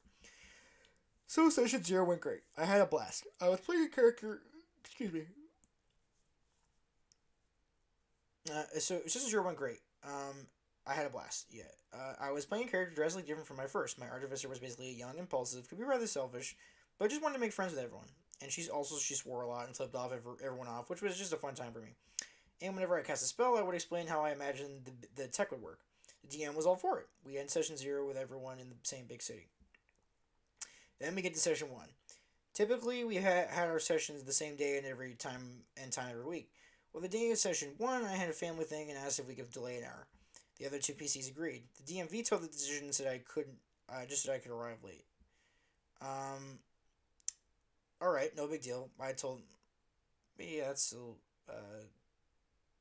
funky. Alright, no big deal. I told them to just have my character chill at the base or something until I joined. I sign on about an hour later as expected, and everything is chaotic. For reference, this is me. My party's running all over the city, while wait, what is this? Oh, I see. Very good.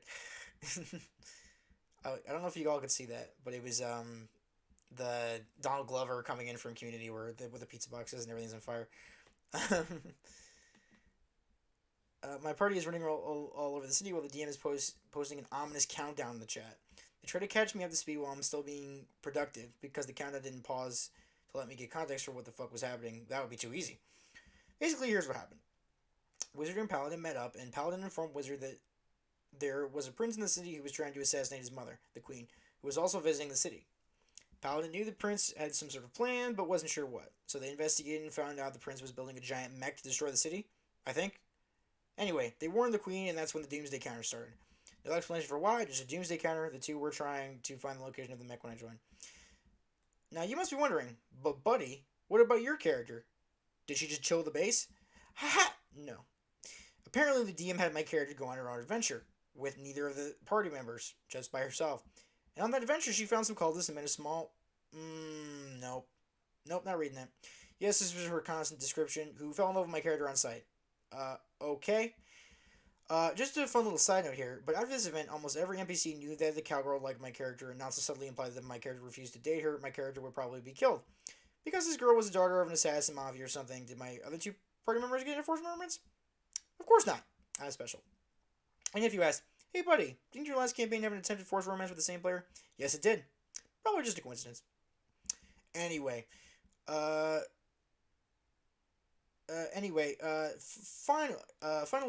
the final location of the mech robot. Tried to sneak into the warehouse. We're mostly successful. Fight a few baddies. Things are going well. Still got like 5 hours on the doomsday clock. But then we hear the sound of something powering up, and there's a giant boom of energy. Everyone made a wisdom save. I fail. Artificer had comically low wisdom. Wizard fails. Paladin succeeds. The DM gleefully informs Wizard and I that we had lost all our spell slots. Confused, I interject. Me. So wait, you mean magic spell slots? Because I don't cast spells, I use tools. DM, you lost your spell slots. You can't use any magic. Okay, right, but I'm saying I don't use magic. I use tools. So if it's an anti-magic thing, then I should still be okay. No, you failed the save, so you lose your spell slots. At this point, I don't want to keep arguing because we're getting nowhere, so I just agree. Sure, my tech got scarred by the big boom and doesn't want to work anymore. I just rolled it. I made a comment about addressing this point, but I'll put it here too. Yes, I know rules is written as magic users. My confusion came from the fact that in his home world, the technology aliens did not use magic and instead make pure technology to imitate magic. If we used detect magic on their technology, it did not register as magic. Since my artificer learned her craft from them, I assumed her check would be the same. If the DM had clarified that I use magic cones or something, or that magic wave was also some sort of EMP, I wouldn't have been confused. Makes sense. I guess my only problem with, and I guess they agree with it before, out of character, which is good. I guess like that would seem really unbalanced if like the artificer didn't have spells also. I guess you could rework it with having them have like a certain amount of grenades or something to use the spell slot. So if they cast like, I don't know, like fireball, it would be like I only have X amount of fireballs or something like that. I guess it would be how you could balance it. So otherwise it would just be overpowered. You could just cast a bunch of random shit. But I'm not in the campaign. I don't know. So whatever. And it sounds like they agreed on it beforehand, so that seems kind of shitty. Just me. Whatever. Also, this guy, the DMs doesn't seem that great. So, I'm cowgirl with what was explained there. Big no. But that red flags, all bad. Don't do that. Don't do that in your camp. Don't do that shit. Don't do it. Don't do it. Okay. At this point, I don't want to keep arguing because we're getting nowhere, so I just agree. I just read that. Sorry. No. The giant mech thing bursts from the basement and is being piloted by the prince. Oh snap! What drama? What danger? What? Hey, wait! Aren't we just level 1? It quickly dawns on all the players that we are woefully underleveled to handle this sort of encounter. But we don't really have options. The warehouse is located outside of the city. All of our allies are in the city and are far enough away that we couldn't reach them in time. We have no means to contact anyone, and this giant mech thing wants to destroy the city anyway. Guess we are going out in a blaze of glory. Oh, and the doomsday clock? Still counting down. The wizard is slinging cantrips, but the mech keeps absorbing magic. Great. And our paladin is working to cut off his gun arm. It had one grabby arm and one gun arm. While my artificer is trying to smash her way into the cockpit with a hammer. The paladin managed to break out the arm and we all cheer. Hurrah! Or it's hooray or hoorah, like the Marines, or I don't know. DM as the arm falls, you see the gun turn to train on you and begin to power up. Wait, how does it still have power? I detached it. No, you detached the other arm. Uh, no, you detached the other arm. Entire party. What? Despite the paladin specifically saying she was hacking away at the gun arm, the biggest threat, the DM thought she was hacking away at the other arm, and when we explained that we all thought she was focusing on the gun arm, the DM just told us nope. Alrighty then. What is this? Oh, it's a Jim Carrey. Alright, cool. Oh, you can see that. Cool, guys. Alright, so you did see the other one. Good to know. Um, okay. So I'm trying to smash my way into the cockpit, which is a glass windshield, with my hammer, but I'm barely making any progress. Even when I roll a crit, the thing hardly cracks. Oh, and I'm rolling strength checks, not attack rolls. My spaghetti-armed tiefling child shockingly doesn't have high strength. Makes sense. Eventually, the mech does another big blast and catapults us all into the water surrounding the city. The mech charges up to shoot a laser at the city. We try to intervene, but the DM says we all stun without rolling to save. The mech shoots the laser. We're all thinking, well, shit, until a giant force field covers the city, absorbs the laser, and shoots it back at the mech. The mech is destroyed. The city is safe. So the session ends, and I realized we were entirely unnecessary for this whole scenario. The mech was planning on shooting a laser at the city this whole time, and the city always had this defense. We could have done nothing, and everything would have been fine. Aren't we supposed to be the heroes or something? The DM informed us that the countdown was for the technology aliens. Apparently, they were planning on just destroying the whole neighborhood with the mech. The whole neighborhood the mech was in to intercept the threat. The DM also spent several minutes berating us for fighting the mech. You weren't supposed to fight it. I wasn't prepared for you guys to fight it. Why would you do that? You should have run away. But you said it was going to destroy the city. Yeah, and you told me your character's mission was to stop the prince. Yes, but it wasn't supposed to happen yet. But didn't you just tell us technology aliens would destroy the neighborhood if we did nothing? A ton of people would have still died. DM, they wouldn't have done that if you hadn't warned the queen about the assassination attempt. Okay. Confused. Wizard's confused. Paladin is the most confused because the DM primed her with this mission. So we were supposed to run away from danger, not tell the queen that her son wants to offer, and do what? Spend this session window shopping? I thought it was odd, especially since most players want to play heroes. Little did I know this was an omen for things to come. TLDR, party is told that the mech is trying to destroy the city and assassinate the queen. Warns the queen about the assassination, tries to fight the mech. In the end, the party is useless because the city has a magic force field to defend itself. Then, the DM yells at the party for trying to save the city. And thus ends our first tale for my second campaign. Trust me, there are more stories to follow. At this point, I would have left. Because, wow. That's a lot. Yeah, unfortunately, I didn't get out sooner. That's fair enough. That's a lot.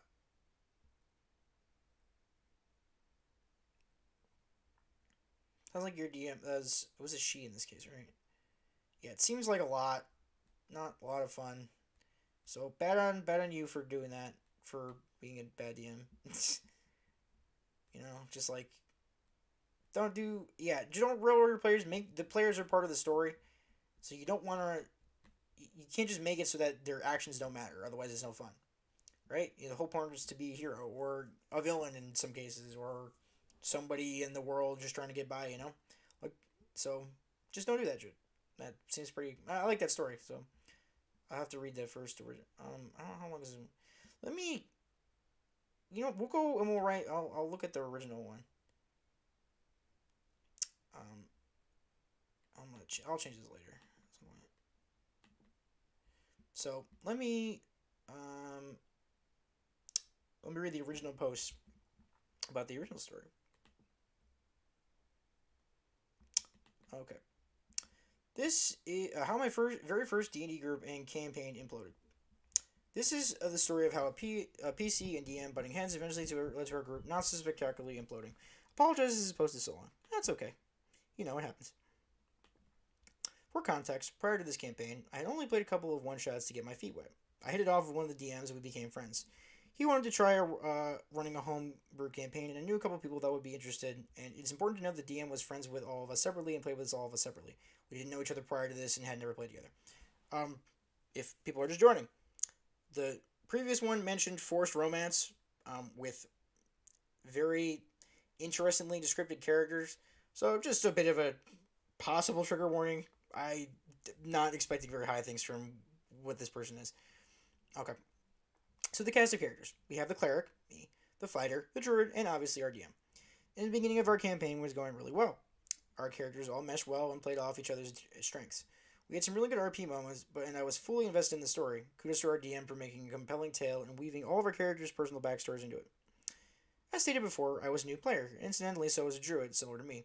She'd only played short games. The fighter, however, boasted years of playing D&D and various, other RPGs. I only say this to explain why I didn't notice some of the red flags before things got out of hand. I assumed that the veteran, she knew what she was doing, and this is just how people played. Now, the fighter played a character that was pretty abrasive and stubborn. Generally, I have no issue with characters like that. Like I said earlier, our character, exactly, it's, you want to be a jerk player, do it as long as it doesn't disrupt the party. Like I said earlier, our characters all managed to get along well, and sometimes this braveness even made for some interesting RP moments. Precisely. Our characters had some interesting interactions, as my character tended more towards diplomacy, and her way was usually, fuck you, I'm right. As time went on, these were less interesting RP moments and more, I actively have a headache trying to deal with this nonsense. Fair enough. Instead of going beat by beat over everything that happened during her campaign, here's a sampling of some of the fighter's behaviors. Oh boy. The fighter, at one point or another, insulted almost every NPC we interacted with, even the ones we liked. My character worked double time to smooth feathers. Questioned the DM a lot, criticized his rulings, quoted the handbook at him, or sometimes just freaked out about encounters if they weren't balanced in her favor. Any chance that her character could die was immediately met with opposition. Fully checked out any scene that didn't feature her character, to the point where she would interrupt us and voice chat to tell her about some video she was watching or some funny meme she had just found. Well, that's rude. Anything she doesn't care about or doesn't want to make a decision on immediately deferred to my character. When I tried to have a discussion about it, she just reiterated that she would do whatever my character said. Especially being a first-time player, I wasn't comfortable having that much control over the group's decisions.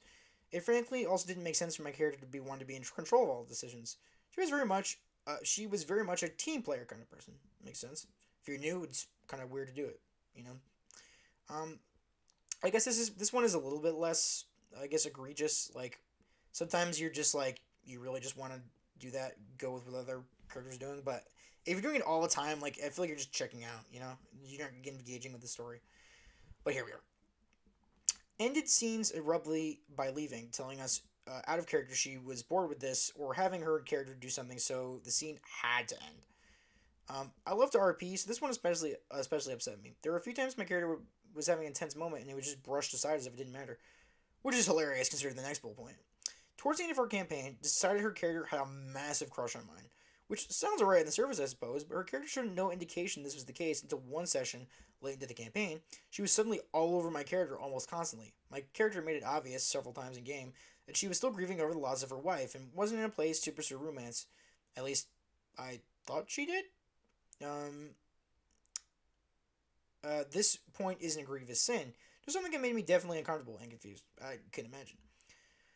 Leading up to our final bad session, the fighter and DM had a few tiffs, so the energy of the group was rather contentious, let's say. It's also important to know that prior to having what would be our final session, we had taken a break from the main campaign to join a campaign the fighter DM'd. This went, interestingly. I have some wild stories from this one. I'll probably write those up eventually. That campaign only seemed to hide the negative energy between the fighter and the DM. That was the one I just read. I'll skip all the plot mumbo-jumbo and jump straight into the incident. But back in our original campaign, our characters were discussing with NPCs how to best break someone out of jail. The druid and I are presented a few options that were shut down. The fighter presented an option that was interesting, but had very minuscule chance of actually working. Think all the planets had to align just so for this plan to work. After being shot down, she stopped talking. The druid and I continued to brainstorm with our NPC pals when, abruptly, the fighter declares that she is leaving to go do something else. Not great. We're obviously caught off guard, especially since we had finally agreed on a plan and we were in the process of fleshing it out. The DM, sensing the fighter's irritation, asked if there was something wrong. The fighter responds that yes, she's annoyed that our plans keep getting shut down. She doesn't appreciate the DM's railroading us into a decision. I DM, excuse me. I jumped to the DM's defense saying, I didn't think he was trying to railroad us. Rather, the NPCs have more knowledge of the world currently than we do, and they're trying to help us. Um, Plus, he did accept a few of our ideas, and we're currently working on fleshing them out. Seems reasonable. The fighter reiterates that she thinks that this is dumb and her character wants to leave. She feels like everyone thinks her character is stupid because nobody liked her idea. The DM responds that they didn't hate her idea, it just wasn't likely to work, and the NPCs didn't want to stake their only chance on that. The DM finally asks what he can do to make the game better for the fighter, and she tells him to stop fucking hand-holding us through every problem, and maybe I'll have fun. Well, that's a lot. I will say, I guess maybe having the NPCs with this information does slightly take away some layers. I wouldn't say maybe to this extent. I mean, if the NPCs are just there to like kind of help, that's fine. As long as the NPCs aren't doing the work, like having a DM PC that just kills everything for the party, that's fine. So I don't know, but maybe there's more to the story there. But it's fine. I don't think it warrants that response, especially so, and that's kind of rude. Regardless, the DM immediately disappears from the voice chat. Oh shit, he's definitely upset. The DM and the Druid, and especially considering what the fighter did in the previous story, like I'm not really surprised, and it all seems like kind of a dick. So, Druid and I talk with the fighter to try to figure out what the fuck is going on. The fighter keeps reiterating that we are being railroaded and her character is being made to feel stupid. The Druid and I are trying to explain to her that we don't feel that way, so it is hard for us to understand why she thinks that. We ask for examples to help us understand, but the fighter just repeats the same thing over and over. Eventually, I leave to talk to the DM to make sure he's okay. He is definitely not okay. In fact, he's pissed. He rants and raves to me about how the fighter always pulls this shit, and he's finally done with this. Apparently, she has pulled similar things in other campaigns he's ran. He's not coming back. He never wants to talk to her again, and he's just fucking done. Well, that's sad.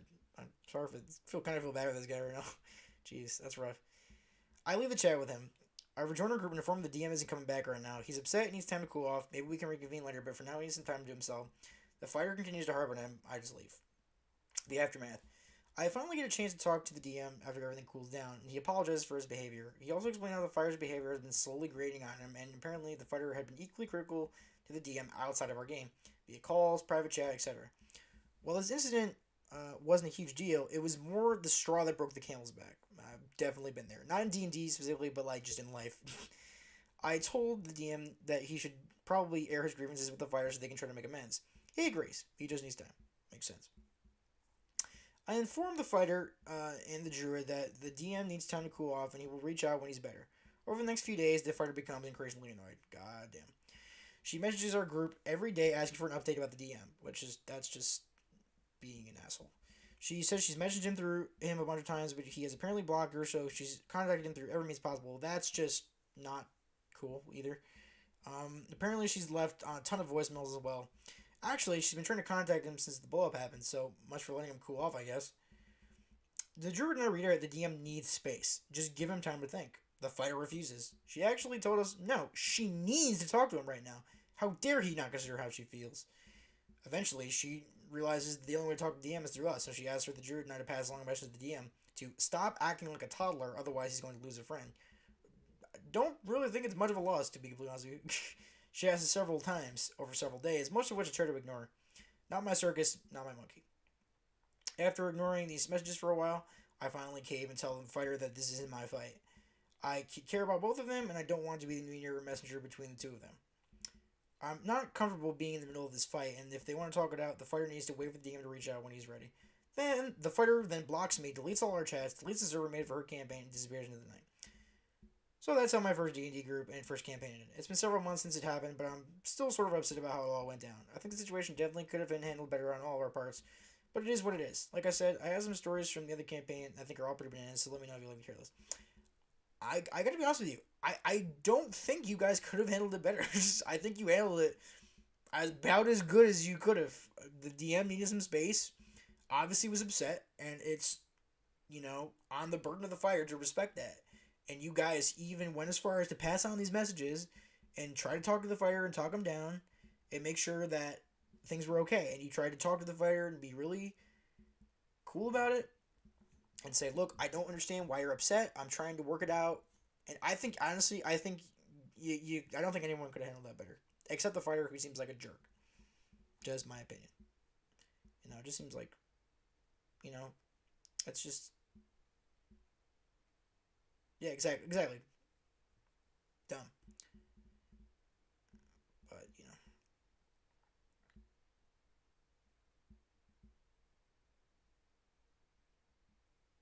well, this looks like he was the DM. Yeah, yeah. I don't think, like I said, I don't think what he did was that bad. He just was done, and like he took himself out of the situation, which is the adult thing to do.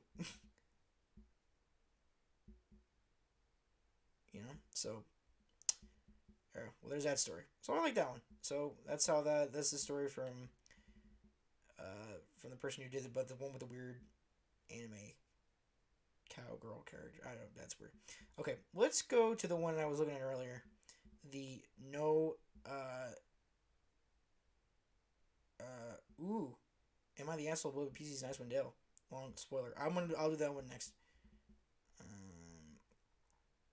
Okay. Edgy DM refuses to let level 4 player have character sheets. This sounds like it's gonna be good. I don't even understand. Wow. Okay. Well, here we go. This story takes again, for people who don't know, character sheets, that's just where you put all character information. I mean, it's probably still explanatory, but I don't want to be an asshole and assume everybody knows things. So, about D&D. Okay. I digress. AGDM refuses to let level 4 party have character sheets. Let me just turn the light on in my room real quick. It's getting dark.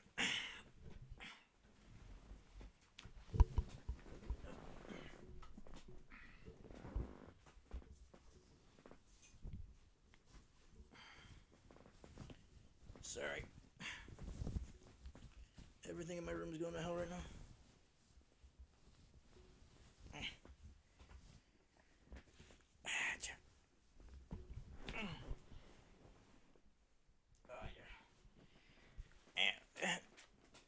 And like I said before earlier in the stream, um, if you enjoy this content, I usually play Dota 2, something I've been trying to get more into since like this started this year and stuff like or around like the summer and stuff like that. Just been having fun with that, like kind of getting my video game fix. Feel free to follow me on Twitch if you enjoy this stuff. I'll also probably do more fun stuff like this across time, playing games with some other friends and stuff like that. So just let you know. Anyway, let's continue with the story. This story takes place a few years back, around 2017, I want to say, when I was still in high school. Good, it's not about me, because I was in college at that point. Well, later on. When I was still, and I never did anything like this. When I was still in high school, I was invited along with a group of friends of mine to a 5th edition D&D group hosted by a friend of ours. Our group consisted of Fighter, an animal hybrid of sorts, the only one in the party keeping us alive with prior game knowledge, Warlock, a UNT, which is like a snake person, uh, my boyfriend at the time, me, a centaur bard, and finally our party's DM. And the problem. Now, I had known the DM for a few years up until that point. She was a decent enough friend, a bit toxic at times, but a red flag, which will become all but apparent soon enough. But overall, we get along at the time. Uh, first thing I should mention is that we were all new to D&D at the time, apart from the fighter. None of us had ever played before, including the DM. Oh boy. This being our first time playing, uh, I should. We all miss a bunch of huge red flags about this campaign. First off, before we started the session, she told us not to make our own characters, and she'd already written them. Well, that's just already bad. Like I will say, unless you're doing like a one shot to like get people introduced to D&D, don't make those characters for a campaign because if they don't like the character they're playing, they're not going to be invested and they won't have fun. I some of you in this chat might even be from it, but we started doing D&D as part of our nerd club, and before we had introduced like having a consistent D&D every week, we would do these one shots. And for the one, I think I ran one or two, and just before I had like some blank sheets with like a certain class on it that people could play if they wanted to. Like it just because it was easy. We only had like a 2.5 hour time slot, so I had to come up with some of them ahead of time. I didn't give anybody names or personalities. I just did, you know, I don't even remember if I did races. I think I might have. So maybe that's a mistake on my part. But for a longer, I mean, it would just be easier to get people into the game. You know, it's a one shot. What are you gonna do? So, but for a full on campaign, that's bad. So, you know, And playing, if they have like, if you give them like names and like backstories and stuff, like that's a problem. Like at least with our groups, we didn't do that. We just gave them certain stuff.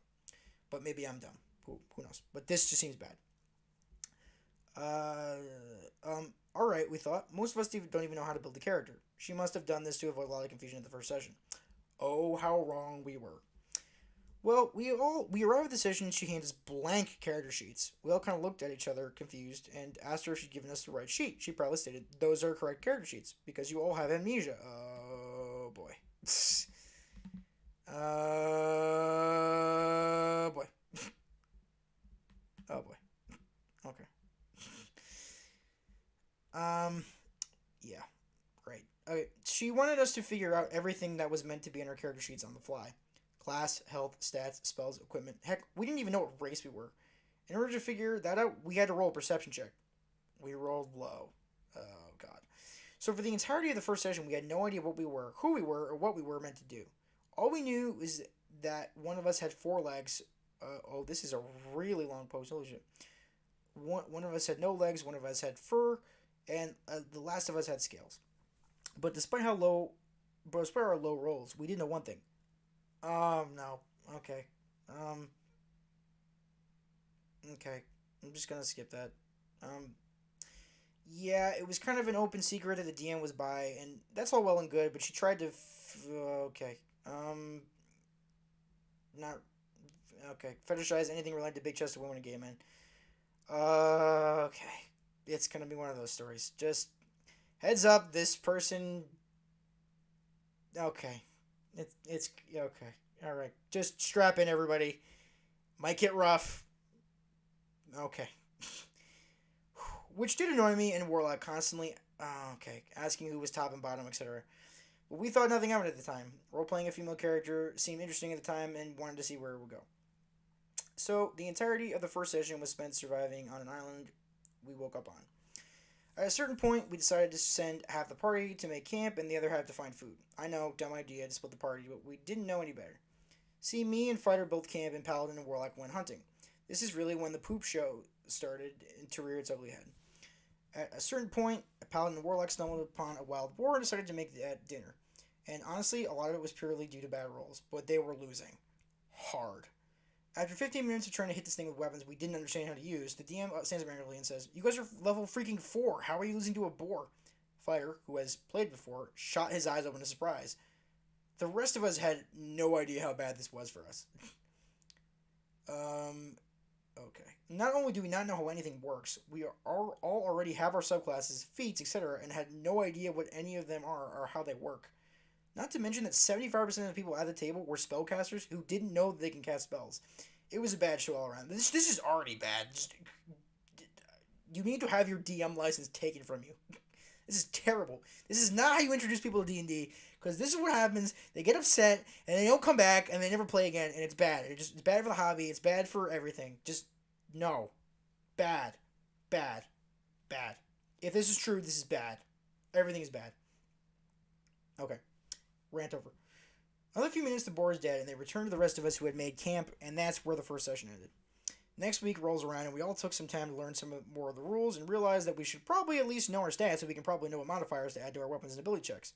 So, we asked the DM, to which she promptly said, "No, it'll break the immersion of my story!" Great. Apart from that, the fact we couldn't honestly know what we rolled. The session was going pretty well, until near the end. We were talking through a pathway in the forest when we were suddenly attacked by 2 Medusas are like level. That's like a CR8. Okay. Yeah. Okay, there's the next sentence. Fighter's eye shot open again. "Seriously?" he asked. "Yeah, but don't worry," the DM said. "You'll be fine." So the fight starts and we're getting creamed. Yeah. So like I said again, why I'm freaking out. For those of you who are not D&D players, Medusas for a level 4 party, those are not bad. Not good to throw those against people. So fight starts and we're getting creamed. Surprisingly, we dodged the petrifying gazes long enough to get some hits in, but due to there being 3 spellcasters not casting spells, we weren't doing much damage. At some point, the DM noticed him was getting frustrated at us. "Why aren't y'all doing anything?" the DM asked. "What do you mean? We're attacking as best as we can. Y'all are level 4. You can obviously deal more damage than just hitting them wildly. It was at this point that I noticed the fighter was getting annoyed. Yeah, no crap. We don't know what we can do, so how do we do anything other than that? The DM started getting really mad as well. Well, it would break the immersion if I just told you, she shouted. After few minutes of arguing between those two, she finally goes, fine, you know what? A meteor falls on top of one of the Medusas. There, happy? We were kind of at a loss for words. We tried to calm them down and eventually got them to settle. The game continued and we managed to kill the Medusas. Luck was on our side, I guess. After we stopped to try to lick our wounds before we got the chance to take a short rest, we were immediately attacked by a Merilith. A freaking Merilith. I haven't fought against a Merilith in a while. I believe it's like a demon or a devil. Nothing good. A freaking Merilith. Suffice to say, we got knocked down before the end of the initiative, and we wake up in a cell with a couple of guards watching us. Session 2 ends. So at this point, the DM, well, not being a good DM, yeah, no shit, hasn't done anything super red flaggy up until this point. I mean, that whole thing is red flaggy. I mean, I guess you know now, but not giving you character sheets and not knowing what spells you can cast is pretty red flaggy. Like, even if you have amnesia, like, which is an overused trope, first of all, you can make it cool. I know people who can make it cool, but no, okay, whatever. I mean, you're new at the game, you understand that maybe at that point you don't think it's a red flag. Makes sense, but holy shit. But oh boy, this is where the story goes from bad forward. I don't see how it can get worse, but I can't imagine. Oh no. I'm looking ahead. I don't know if you can see it. Just warning, this might get a little weird. Just warning ahead of time. Might get bad. It's bad. It's bad. Okay. It like sexually bad probably. Not I don't think it's anything assaulty, but like just creepy and perverty. So just if it's gonna bother you, don't please turn the video off right now. Don't watch. Okay, I'm going. The session starts when we're in prison. We're slowly getting our bearings, trying to talk to the guards. No response, so I try to persuade them to let them out. I still don't know that I'm a bard. Natural 20. Nice. The DM looks at me and sneers. She describes, despite your attempts to speak with the bards, they ignore you. You become so frustrated that you flash them in an attempt to seduce them. What? I asked before being interrupted. Before anyone can react, you feel the smack to your face as the only female guard stares at you angrily. She begins chastising me in character about being a slut. Jesus Christ. I'm in complete shock. I just wanted to talk to them, I protested. Well, you already flashed them. You can't go back now. She continues to yell at me and at some point goes, wait, Valis? Yeah. Turns out this NPC was an old ally of our group and slowly became the bane of our campaign. After 2 full sessions, we are finally were handed our proper character sheets and finally figured out what exactly how stupid we must have looked during our fights. We learned that we were mercenaries of sorts for an empire that we never got to see. The campaign fell apart before we could. Yeah, of course, because this is awful. This NPC immediately joined our group and became that kind of DNPC. Oh my god. Every time, it's always a DNPC. Why? Why? Just write a book. Just for the love of God, write a book. Okay. She was a beautiful blood hunter dark elf that everyone else throw themselves over, aka the DM's Mary Sue, and boy was it just as much fun as it sounds. Every interaction from this point turns into the DMPC talking to the NPCs by herself and pushing us out of every social interaction. After about a half an hour of this happening, we slowly started to check out, and the more we do, the angrier the DM gets. At certain points, we have to head to a cave for some reason that I honestly can't remember. After walking through an empty cavern, she says, before you realize what's going on, 3 4-headed Hydra start to approach and attack. The fighter ship and shouts, wait, what? Are you trying to kill us? Well, the DM explains, if you had been paying attention, you would have noticed them and could sneak around them. But since you weren't, it's a fight. Nah, Warlock pipes up. That's pretty BS. Yeah, there's no way we could have noticed. We wouldn't have noticed 3 giant hydras in the middle of an empty cavern. After a couple of minutes of intense arguing, I asked the Warlock to take me home, as I didn't want to just sit there and argue, and we left. After that night, I didn't have another session with that DM due to some stuff in my personal life, but I did invite some of the other players to join a campaign and start DMing. We've been playing happily ever since. Well, that's good. I'm glad it at least has a happy ending. TLDR, DM gives the bare minimum for a campaign and gets mad for being confused and not having fun.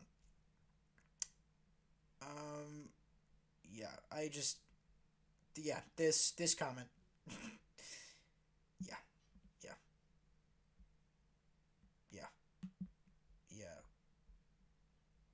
yeah. So,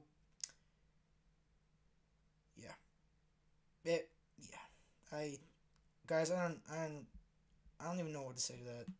I just, I'm disappointed in in humanity. Honestly, I just, I, I'm so sorry for OP. I'm sorry you had to deal with that your first experience. I, and DM, may God have mercy on your soul. That's that's all I have to say about that story. I'm done here. Okay. All right. I'm gonna go back to the Icewind Dale one. So, full disclosure, this is an Icewind Dale, which is a campaign setting. So, if you are planning on playing in or running an Icewind Dale campaign, there will be spoilers. I am now saying this. I have said that there will be spoilers. I will now open the post. This is an Am I the Asshole post. So, we will convene to figure out whether or not this person is an asshole. Alright. Am I the asshole? Bullied by PCs in Icewind Dale. Hi everyone. Before anything, this post may contain minor spoilers. There we go. This person's being nice. Minor spoilers about D&D Icewind Dale Rime of the Frost Maiden. Rime of the Frost Maiden. I will do it again. If you're planning on playing it, spoiler alert. Spoiler alert. Spoiler alert. Okay. Done. My job is over. I play D&D 5e with a group of persons. Some being friends, others being acquaintances. We are now in our 10th or so session, and my character is bullied quite regularly by other PC. I'm wondering if I or my character did anything wrong. However, neither the DM nor the player were able to tell me why the PC act this way toward my character.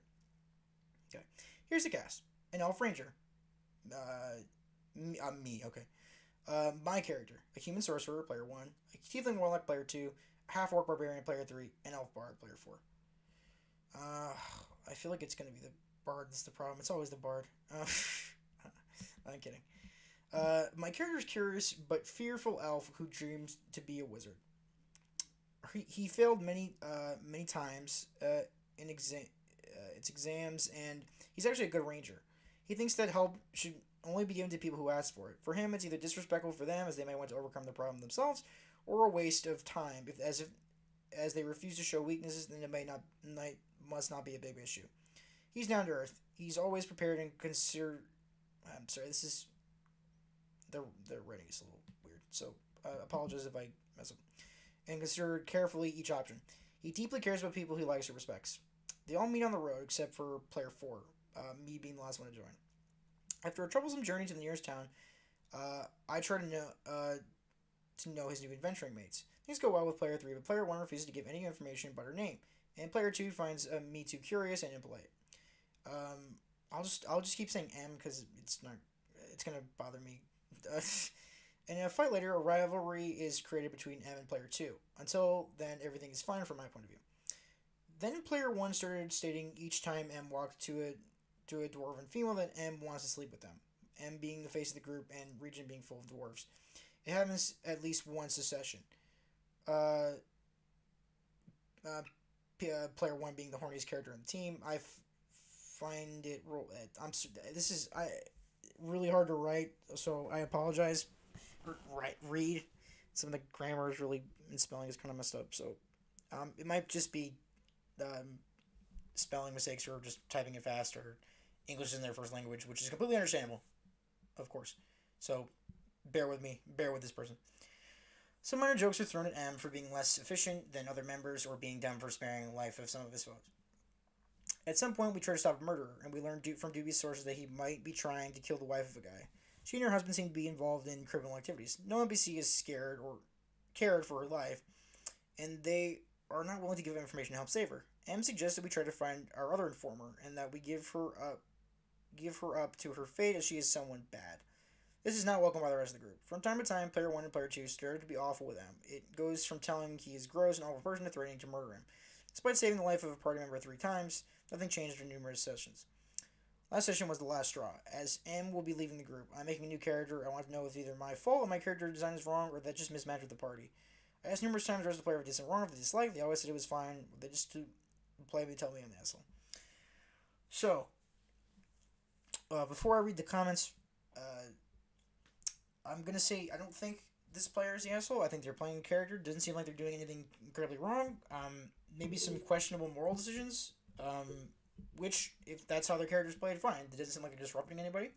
Doesn't seem like they're being a murder hobo. It maybe they just that their style doesn't flesh with the rest of the party, and that's fine. But the other people should communicate about it, and they should say. And if they feel like they're being bullied in character, then that's not okay. You shouldn't have to deal with that, even in an RPG game. It's because sometimes it can be hurtful, and that's not okay. And so, I don't think you're the asshole. I think your party's the asshole. To me. Let me see the comments. Yeah. I agree with Cody E here. This is the whole story. Talk to the group, tell them to stop and it's bothering you. Yeah.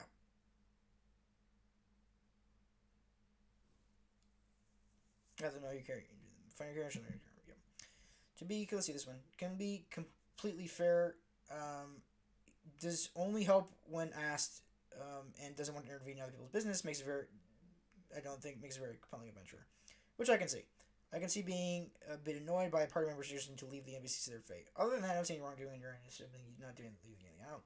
To be clear, I don't think English Red Marriage is threatening to kill your character. Exactly. So no, I think they're the assholes. Also, I don't know why my character acts the way he does. It's to be the level of it's what my character already do. Um, it's more me MD hand. No, well, okay. I get that's a bit odd for adventure, but it got. Oh, in addition, he was obviously a bad person and would not want to help anyway. I usually add strong limitations. I don't always talk. Just things. I see. Okay. Yeah. I think it's yeah.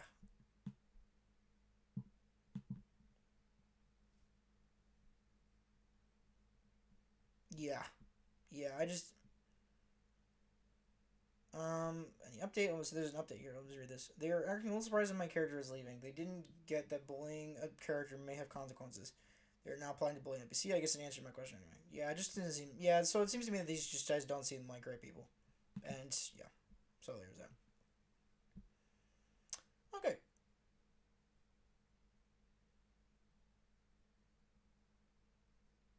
Mm,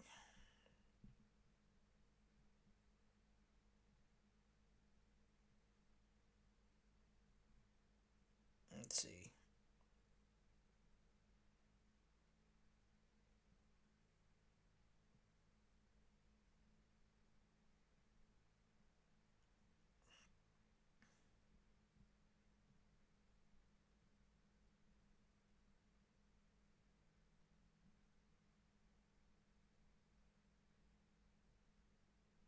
Okay.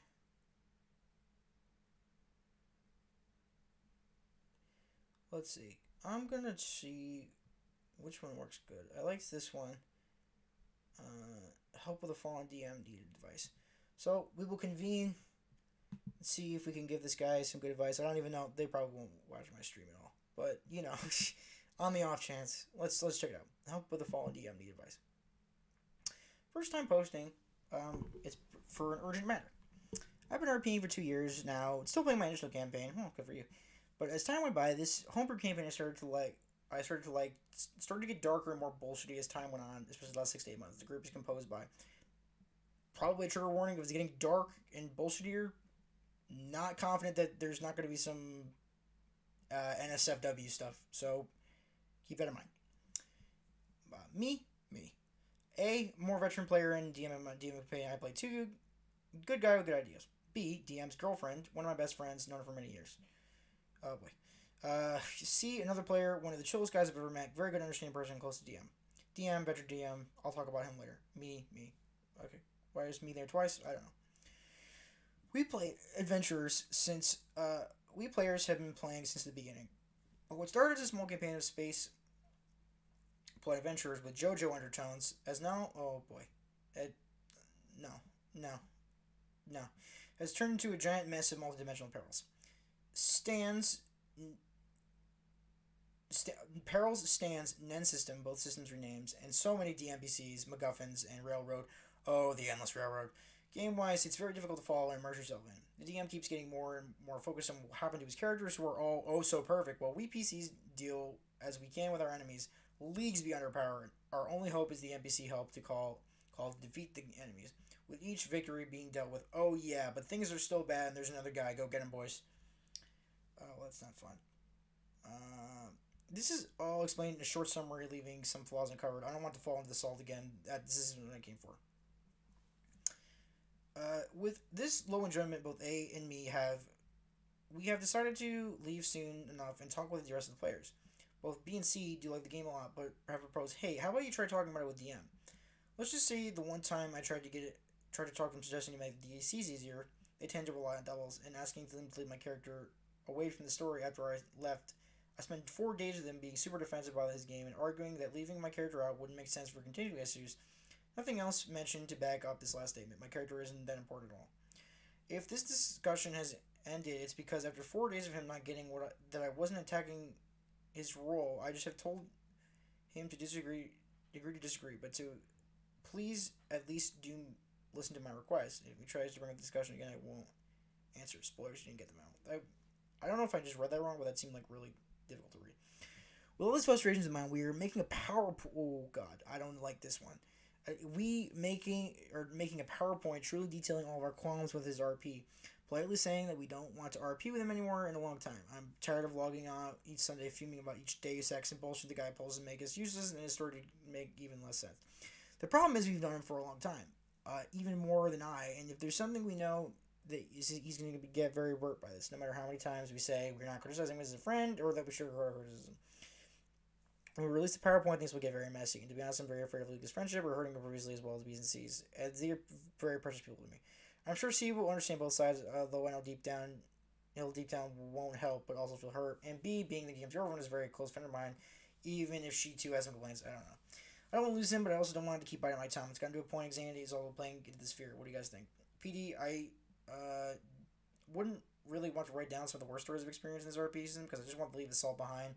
I've had really precious moments too at the start, but I never fall. If I ever fall back at the soul, I might write them down and get it out of the system. TLDR, our friend's game is making me and another player RP every week, and we want to expose our thoughts after leaving. I'm very afraid of losing DMs and nobody's friendships over. Yeah, pretty much my advice is this. If you're leaving the game anyway, I wouldn't do the weird PowerPoint thing. I don't give my friends a presentation of all the ways they suck because what the fuck. Talking hasn't helped. He's not going to improve the game. No needs to lay out his faults. If you want to stay friends, don't do it. Be honest-ish. I mean, hey man, I love the story you've woven for us in the past few I appreciate the hard work you put into it, and we'll have fond memories for years to come, but I gotta drop out. I don't really want to talk about it and hope we can continue to be friends, even though I'm not playing in your game anymore. You mattered to me, this friendship matters to me, good I drop the game. Honestly, this right here, probably the best solution. Like, seems to me. If you flip shit, not sure if that's a friend to keep. Precisely. Could not have said it better myself. Otherwise, he'll be disappointed, but you're making it clear you're not abandoning him, just bowing out of the game for now. If you want to burn the bridges, though, by all means, send him a detailed bold list. I think it's borderline cruel, though. Either way, keep on. Good luck, OP. Yeah, I agree with this completely.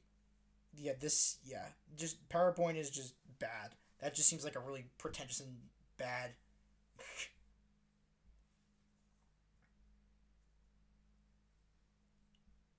Yeah.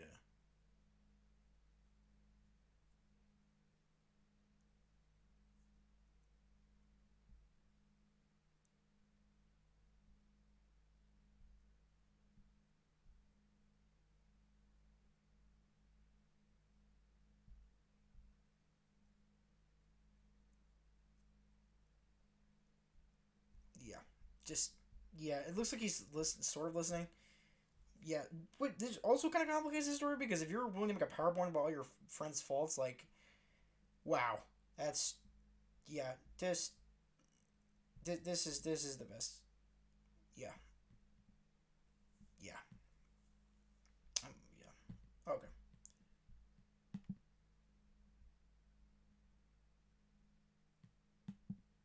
yeah.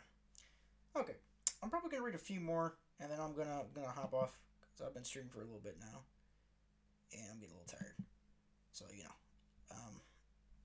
But let's go over some. Let's see if we can find a couple, like maybe like two or three more, and then I'll hop off. Let's see. No, not like that one. Certain season red flags with a DM. This one looks good. Let's check it out.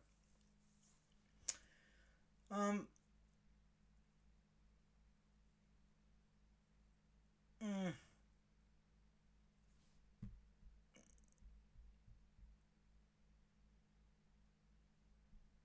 okay. This one, I guess this little burn, so bear with me, guys.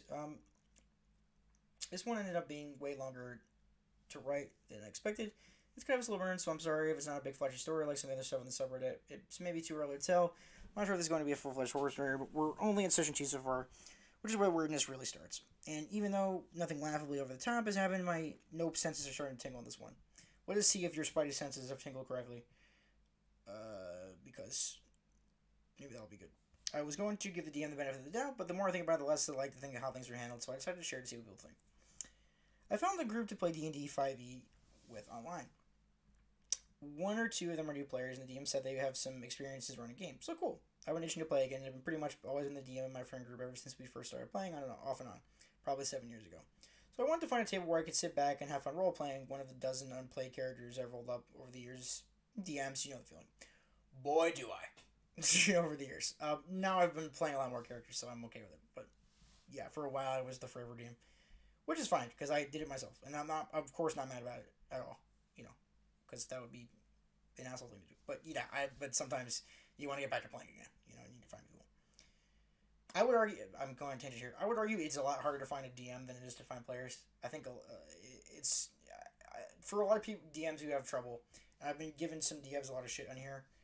Like it is hard to DM. It's a very you have to put a lot of work into it, and you have to make believable story, believable characters, and you have to you're the rules arbiter. So it can be a little difficulty, but just if you're not an asshole about it, it should be fine. You know what I mean? So here we go. So we have a 4-person crew starting at level 1. I'm playing a Fiend Warlock, planning on being the face and getting my roleplay on, but planning to take part Pack of the Blade so I can still enjoy some combat. I had a pretty solid backstory, and I've been looking forward to playing him for a while. There's a sorcerer, a fighter, and a cleric on the team, and they seem to be ready to roleplay. I think the fighter is the newbie, but the sorcerer put some work into their PC's backstory, which was cool. Strike. Our DM. Oh, this is the strike. I think it's the DM. Our DM set up what I think is a homebrew campaign set in the Sword Coast. I'm not sure, no campaign books were mentioned, but that's not a problem either way. Strike. Edit. The adventure is apparently from the Essentials kit. I don't own that. I've never run that adventure, so I didn't recognize it. It's not a big deal though. I just want to play some D&D. Oh, that's why it's a strike. It's like a. Okay, sorry. I didn't realize what that meant. Never mind. The the game starts fairly normally as we enter a town in possession of a cart of supplies an NPC hired us to deliver. The NPC was supposed to arrive before us, but is missing. We learned that there have been reports of goblin bandits in the north, plus a gang of red bandits has been harassing the town. Plus a dragon has been sighted in the area. Plus our boss has been excavating something nearby. Lots of juicy quest hooks. The other players are a little slow to warm up in the RP, and I've got the DM experience, so I'm trying not to shut the party towards the quest hooks or take over all the RP moments, trying to make sure everyone gets to have their time because I don't want to be that guy. I'm not exactly an amazing role player. I think I was just overly excited about getting going as a PC. I did try to apologize for jumping to speak first and said more than once I didn't want to speak with the whole party if they had things they wanted to say. Nobody acted like it was a problem. Alright, seems okay so far, but I can tell it's probably going to be a problem later. Amidst our RPing, we decided to investigate the Red Brand hideout, but didn't learn much. We went back that night, and since I had also had the highest dex, I tried to stealth up and peek through a window.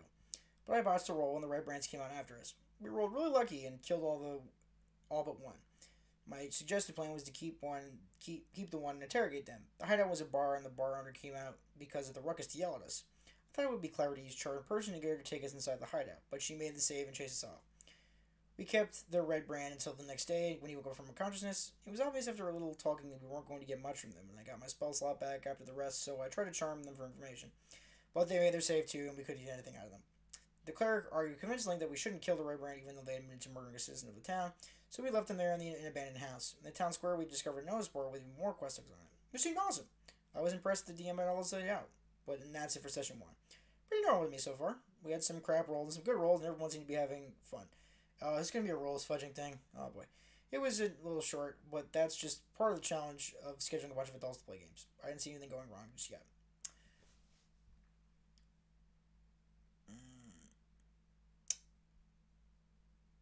Session 2 is where things got frustrating. We decided to do the easiest sounding mission and get some extra cash and XP before we went looking for our missing boss. The mission with the smallest reward was to go out of town to a windmill house and bring the old lady who lives there back to the town. She should be safe from the roaming dragon. I was thinking maybe we'll fight goblins on the way back and as an escort mission, and it might tie into the main quest. Turns out, when we got there a whole ass manticore was breaking in the door and to the house, and the DM managed to act quickly by saying the door went down and the manticore was going inside after the woman. Now, I knew a level 1 party was not killing a manticore under any kind of reasonable circumstances, but I didn't remember exact info because I've never run a manticore and I didn't have the stat login in front of me to cheat because I'm not that kind of player. So I didn't know what else DM wanted us to do except fight. I was thinking maybe they homebrewed it down and make a level 1 friendly encounter, where the manticore would leave if we hit it enough. Instead, it downed our fighter on turn 1 and we started speaking common to us. The DM said before the encounter, our characters wouldn't know what we know about monsters. Not my favorite ruling on metagaming, but okay. But I didn't know offhand that manticores spoke, so that really didn't help much. Our sorcerer managed to negotiate with the manticore, and in exchange for literally all of our rations, it agreed not to eat the old lady or the fighter. This was the start of my being uncomfortable because letting a party walk into a potential TPK and expecting us to metagame to survive it isn't great. Maybe I should have taken note in session 0 when they asked if we were cool with the possibility of characters easily dying at low levels if we made a bad call. Sounds like shifting the blame for building bullshit encounters for a level 1 party in hindsight. And I'm inclined to agree, but we'll keep reading. We didn't see any kind of history check or anything to recall this information, and at least two of us are first time players, and they wouldn't really have a chance to metagame the solution. Remember, that also probably doesn't help. I remember the non first timers mentioning they were also former DMs, and they didn't even remember manticores could speak, so there's that. After that fiasco, I ran to the house and tried to persuade the lady to come back in town with us, on account of her door being pieces on the floor, and not only a manticore, but also a dragon being on the loose. The DM made the lady refuse outright to leave her home, and didn't even give me a chance to roll for it. I suppose I don't feel like it's polite to ask for rolls from the DM because they're really supposed to decide when it's time to be role based and on what's happening. Maybe they expected me to ask. Who knows? I didn't get a roll after. Right there, I usually will tell somebody if I want them to make a roll. I generally think in general. I'm not saying this person is at all, but like sometimes like I've been in things with players where they'll just be like, I roll for this. Like you can't just say I'm rolling for this. Like you can ask if like you can make a roll, but you have to make it with persuasion checks. A little like usually you want to be saying something and then the DM will ask you, or if you say I want to just take a look around, then you would roll for perception, and then the DM would say that. But like sometimes if you just like I'm gonna roll acrobatics to do some bullshit, like you can't do that. That's stupid. But I think in this case, like I think the DM is being a little cagey. Who knows? I didn't get a roll after pleading with the lady 3 separate ways to come with us, so I said I guess I'll try charm person again since it's not persuading her. The DM reminded me that the spell would wear off in an hour and it would take at least 2 to walk back to the town. It was mentioned during the walk to the house and was not a retcon at the moment, but looking back at it, I'm almost paranoid enough to wonder if they decided this was 2 hours because they were anticipating me using charm person again on this stubborn NPC. I told him I knew that, but if I can't persuade her, I don't have any other ways to get her out of here. So the DM rolls a save and the lady fails and she comes along with us. Can see where this is going. Fast forward an hour and the spell wears off. We tried to convince the lady to go ahead and walk the rest of the way since we were already this far. Instead, she yelled at me for using magic on her and full sprinted towards her house. The sorcerer managed to catch up her and tried to spread her again. They told her the people back in town were worried about her and she needed to come with us. The woman said she would be happy to write a note telling everyone she's okay, but she refused to go with us. No chance for us to roll a check. We decided to just call the mission a wash and let her go. We'd just go kill the goblins the next day. One of the two players got a little salty about the charm person use, but I felt like they were mostly joking because the NPC DM made such a big deal about it. I got a little frustrated by this point and admittedly spoke out of turn, saying I didn't know how else I was expected to play the encounter because I didn't get a chance to persuade the lady. At this point, I just felt like it was a puzzle and I wasn't given all the pieces. Then the DM told me this is the kind of thing that happens when you try to use charm person on everyone you meet. Now it's starting to click for me. That statement made me more frustrated, and I pointed out that they never gave me a check, so I didn't feel like I had a choice. The sorcerer spoke and said he had noticed too that there hadn't really been that many skill checks in the campaign so far, and wanted to know what was up with that. Made me feel better, and I wasn't on my own feeling that way at least. The DM said some interactions you're just going to be not going to change someone's mind, so there's no need to even roll. I disagree with that ruling too, but I'm not the DM. No, I'm borderline Matt. I would say like in that situation, like you have to at least. At least how I would rule it if I was DMing. At least give them the option. Like if it's set up so that the person isn't gonna be doing it, look, at least make a roll for it. And if they get high, it's like, sorry, she's still not coming. Because, and I get that, because persuasion checks and charm persons aren't mind control, right? So if she, I want you know, if the person uses charm person and then she agrees to come because she was friends, that means that there at some point there could have been something to persuade them into coming.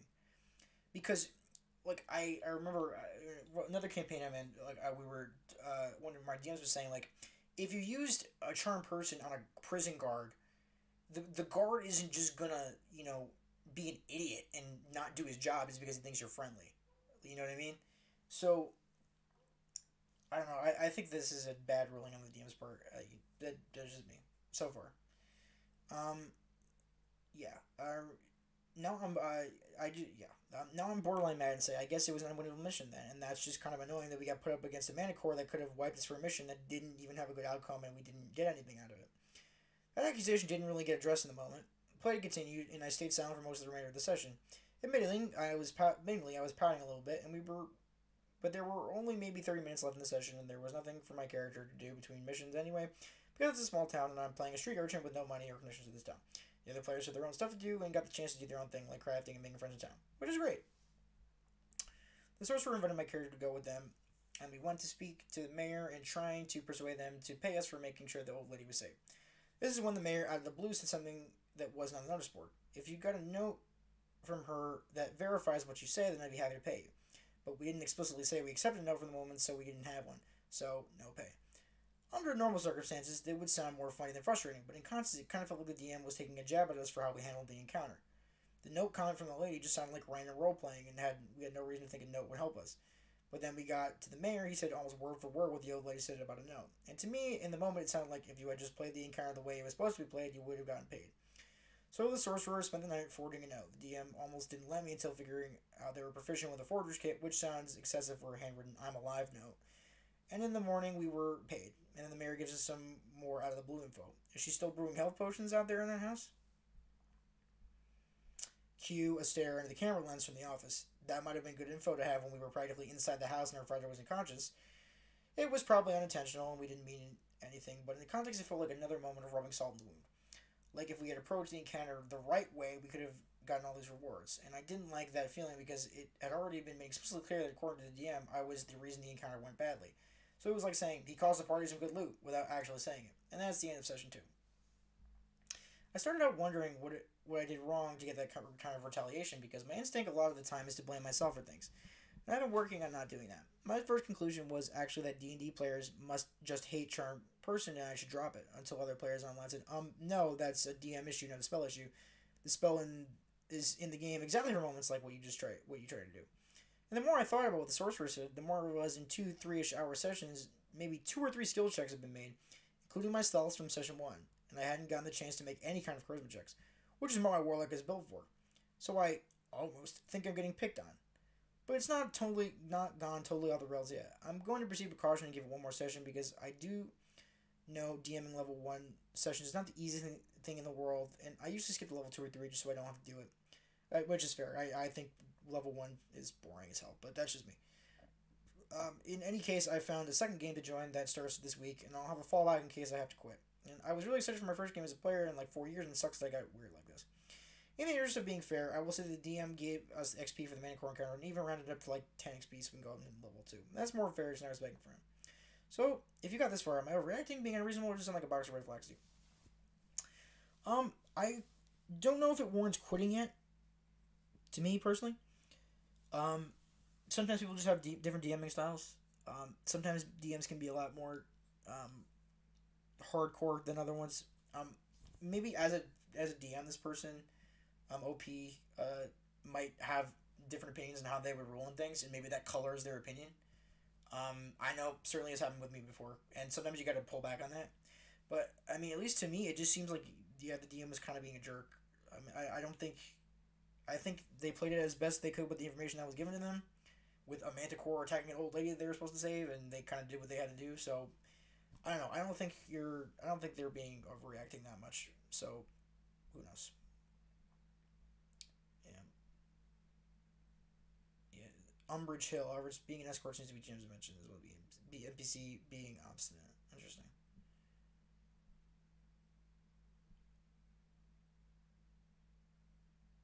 Mm.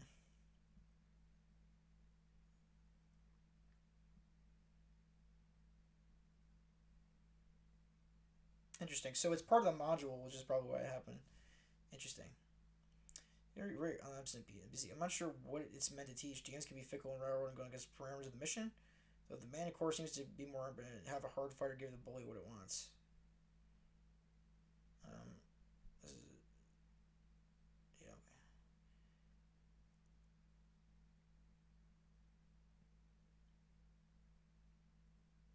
okay. Yeah,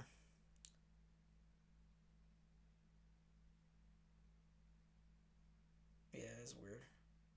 I had to rip it off.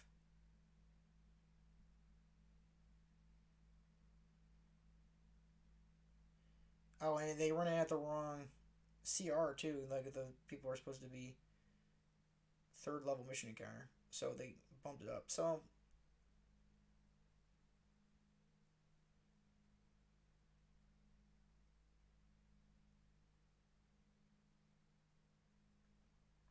I don't know.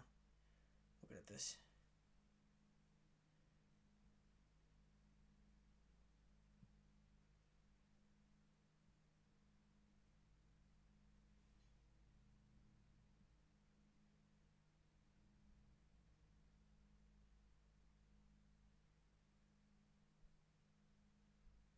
yeah,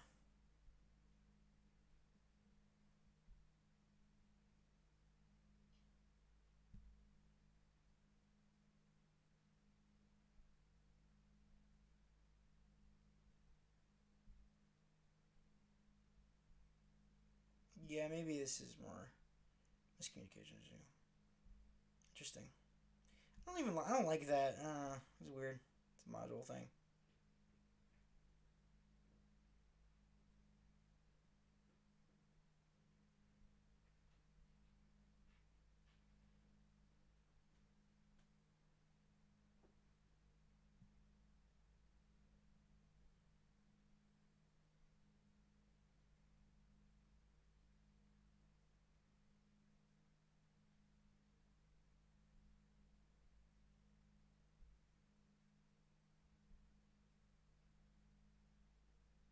Yeah, I don't know.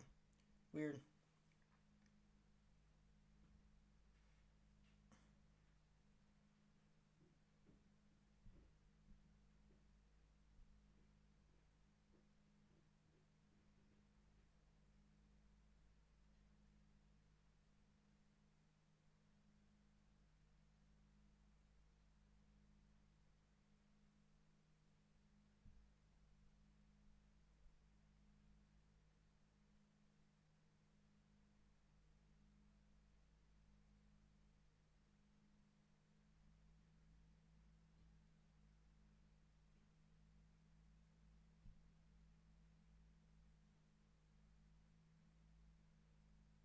Hmm.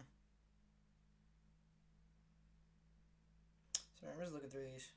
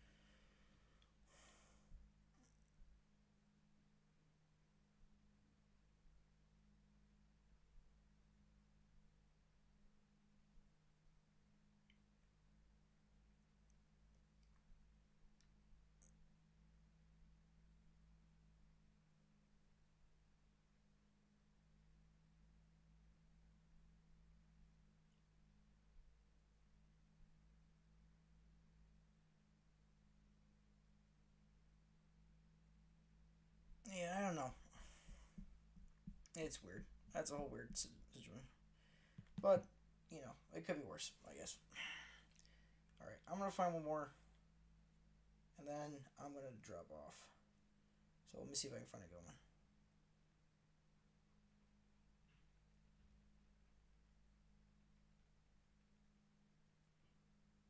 Just texting somebody. Okay. Last one, see if we can find some.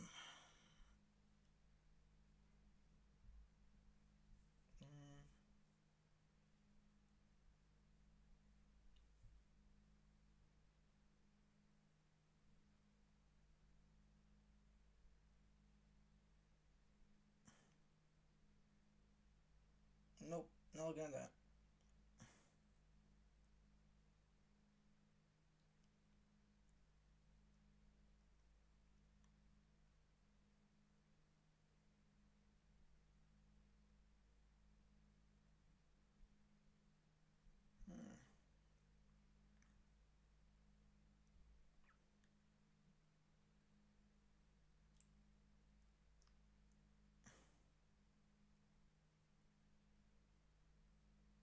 Nope, I like that one.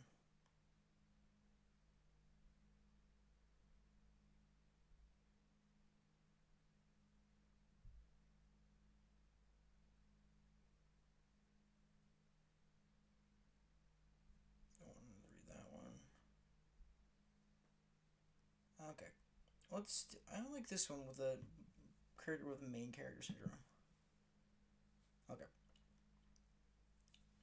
My experiences with a player. This will be the last story, so thank you all for sticking with me during this time of descent into RPG horror story madness. My experience with a player inflicted with major main character syndrome. Okay, this is going to be a long one spanning multiple games, so hang with me now. So, there was someone I've been playing 5e with since my freshman year of college. As I met her in my very first game. I'll just call her Nicole and run through the first games and choose really quick. She played a rogue who was fairly basic since it was most of the party's first game. Most of the time she was alright, we were all still trying to get into a groove, but around halfway through the game, her character started to have a relationship with this noble, and ended up forcing us to split the game for the party's actual playing and her solo wooing of the noble. It honestly wasn't all that bad, at least at the time, though it was a bit of a warning sign for what happened later. So for the next year, we had started a new game, and as our DM graduated, and she brought in a bard. The rest of the party at the beginning being my master, my rogue, another rogue, a druid, and a paladin. There were a lot of times where she would dominate conversation with NPCs and not letting most of the party speak, other than my charisma-based hero occasionally, so I could help with some charisma checks. It very much had mom of the group behaviors mixed with I'm the main character ones, so she'd always act like she was the boss and led the party, and only ever did high damage spells instead of any support. I can probably count the amount of bardic inspiration she gave in the entire game on one hand. She had even gotten us all cheap notepads for notes. Okay, good to encourage note taking, and would collect them all after every game. Okay, this will come up later. A recurring issue with her is she would always react to in-game dramatic events like they happen to her in real life. Her character gets an eye taken out in intense talk. She sulks the rest of the night. My character is upset with Nicole's character because my rogue saw something she did is morally reprehensible. The only thing she says to me post game in our room was a Moby, do you think they're still going to be friends? Alright, just interesting. The wizard that joined later in the game doesn't simper and agree with everything she wants or even try to include other people in the group. In the rest of the session, she puts her jacket over her head and doesn't talk. And when the DM would try to get her involved, she just ignore and rudely glance at him. Alright, sounds like a problem player. Prima donna, definitely. With the new wizard joining, he started trying to enable more role playing with the rest of the party that hasn't been getting much playtime. And Nicole's reaction to this was just start interrupting with stuff completely irrelevant to the story, and so she would get the DM to pay attention to her, so the other characters, which got tiring very quickly. I mentioned how my character was the only other one to get a word in, well, one in particular instance. We all had to use an item to tell her back in the city, and the casting would take a full hour. This item was in Nicole's inventory, so as most things given to the full party were, instead of using it herself or giving it on to her first druid friend, who mostly just sits silent at the table and not role playing, she showed it to my rogue and then goes to get extremely important plot information, which wasn't even communicated to me in game until 2 whole sessions afterward. I'm still not completely clear on this info because of this. Big issue that cropped up in the second year of playing was that she started constantly coming to the meeting place late. We lived in the same room and would usually play in one of the common areas on either our floor or another. You would think this would mean we could meet up ASAP. But she and the druid that doesn't play would sit in her room. Would sit in her room sometimes for a full hour just doing nothing while the rest of us were waiting to start. And of course, we couldn't start without them, or she'd have a damn hissy fit.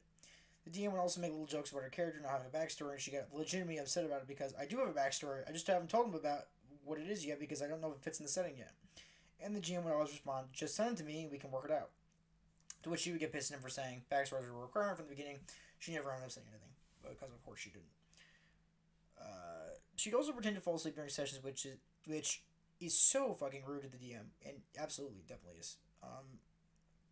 We got closer to the time where we end up going into quarantine, and in game we had a big fight with the big bad evil guy, which included a moment where Nicole's bard attempted to use fireball in a crowded wooden inn. So of course the wizard used counterspell, and again she got pissy the rest of the fight. When it was honestly a great move from him, it ended in all the party dead, and she and the other rogue running away. The rest of us got res bad god, and most really resenting her in character for leading us to die. She and the rogues player joined again with new characters, and soon enough quarantine begins and we have to go home.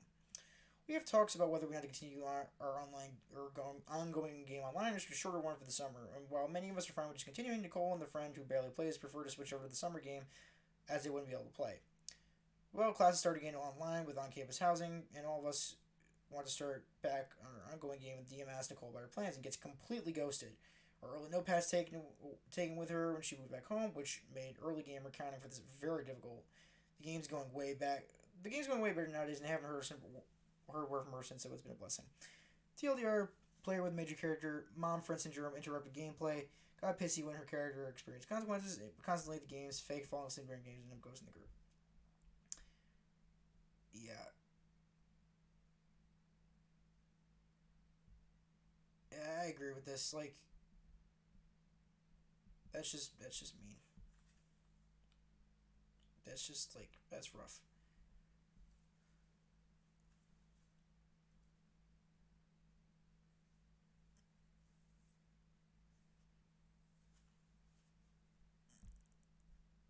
I don't know. Yeah, so that's the story. It just seems like a person who's just kind of a jerk and wants the attention to be all on them. And when you're playing a game that's a group RPG where the goal is to work together as a group, you can't just be the main character. That sucks. And it's just being a dick. So you want to make sure everyone else can get the spotlight. That's just me. That being said, that's where I'm going to end the stream today. Thank you all for showing up. It's been a lot of fun reading some of these crazy stories and trying to get my takes on them. I hope you've learned some things about not being a shitty person when playing D&D or any other TTRPG system. I, for one, would like to play Shadowrun at some point. I've heard it's a nightmare, but I like the setting, so cool.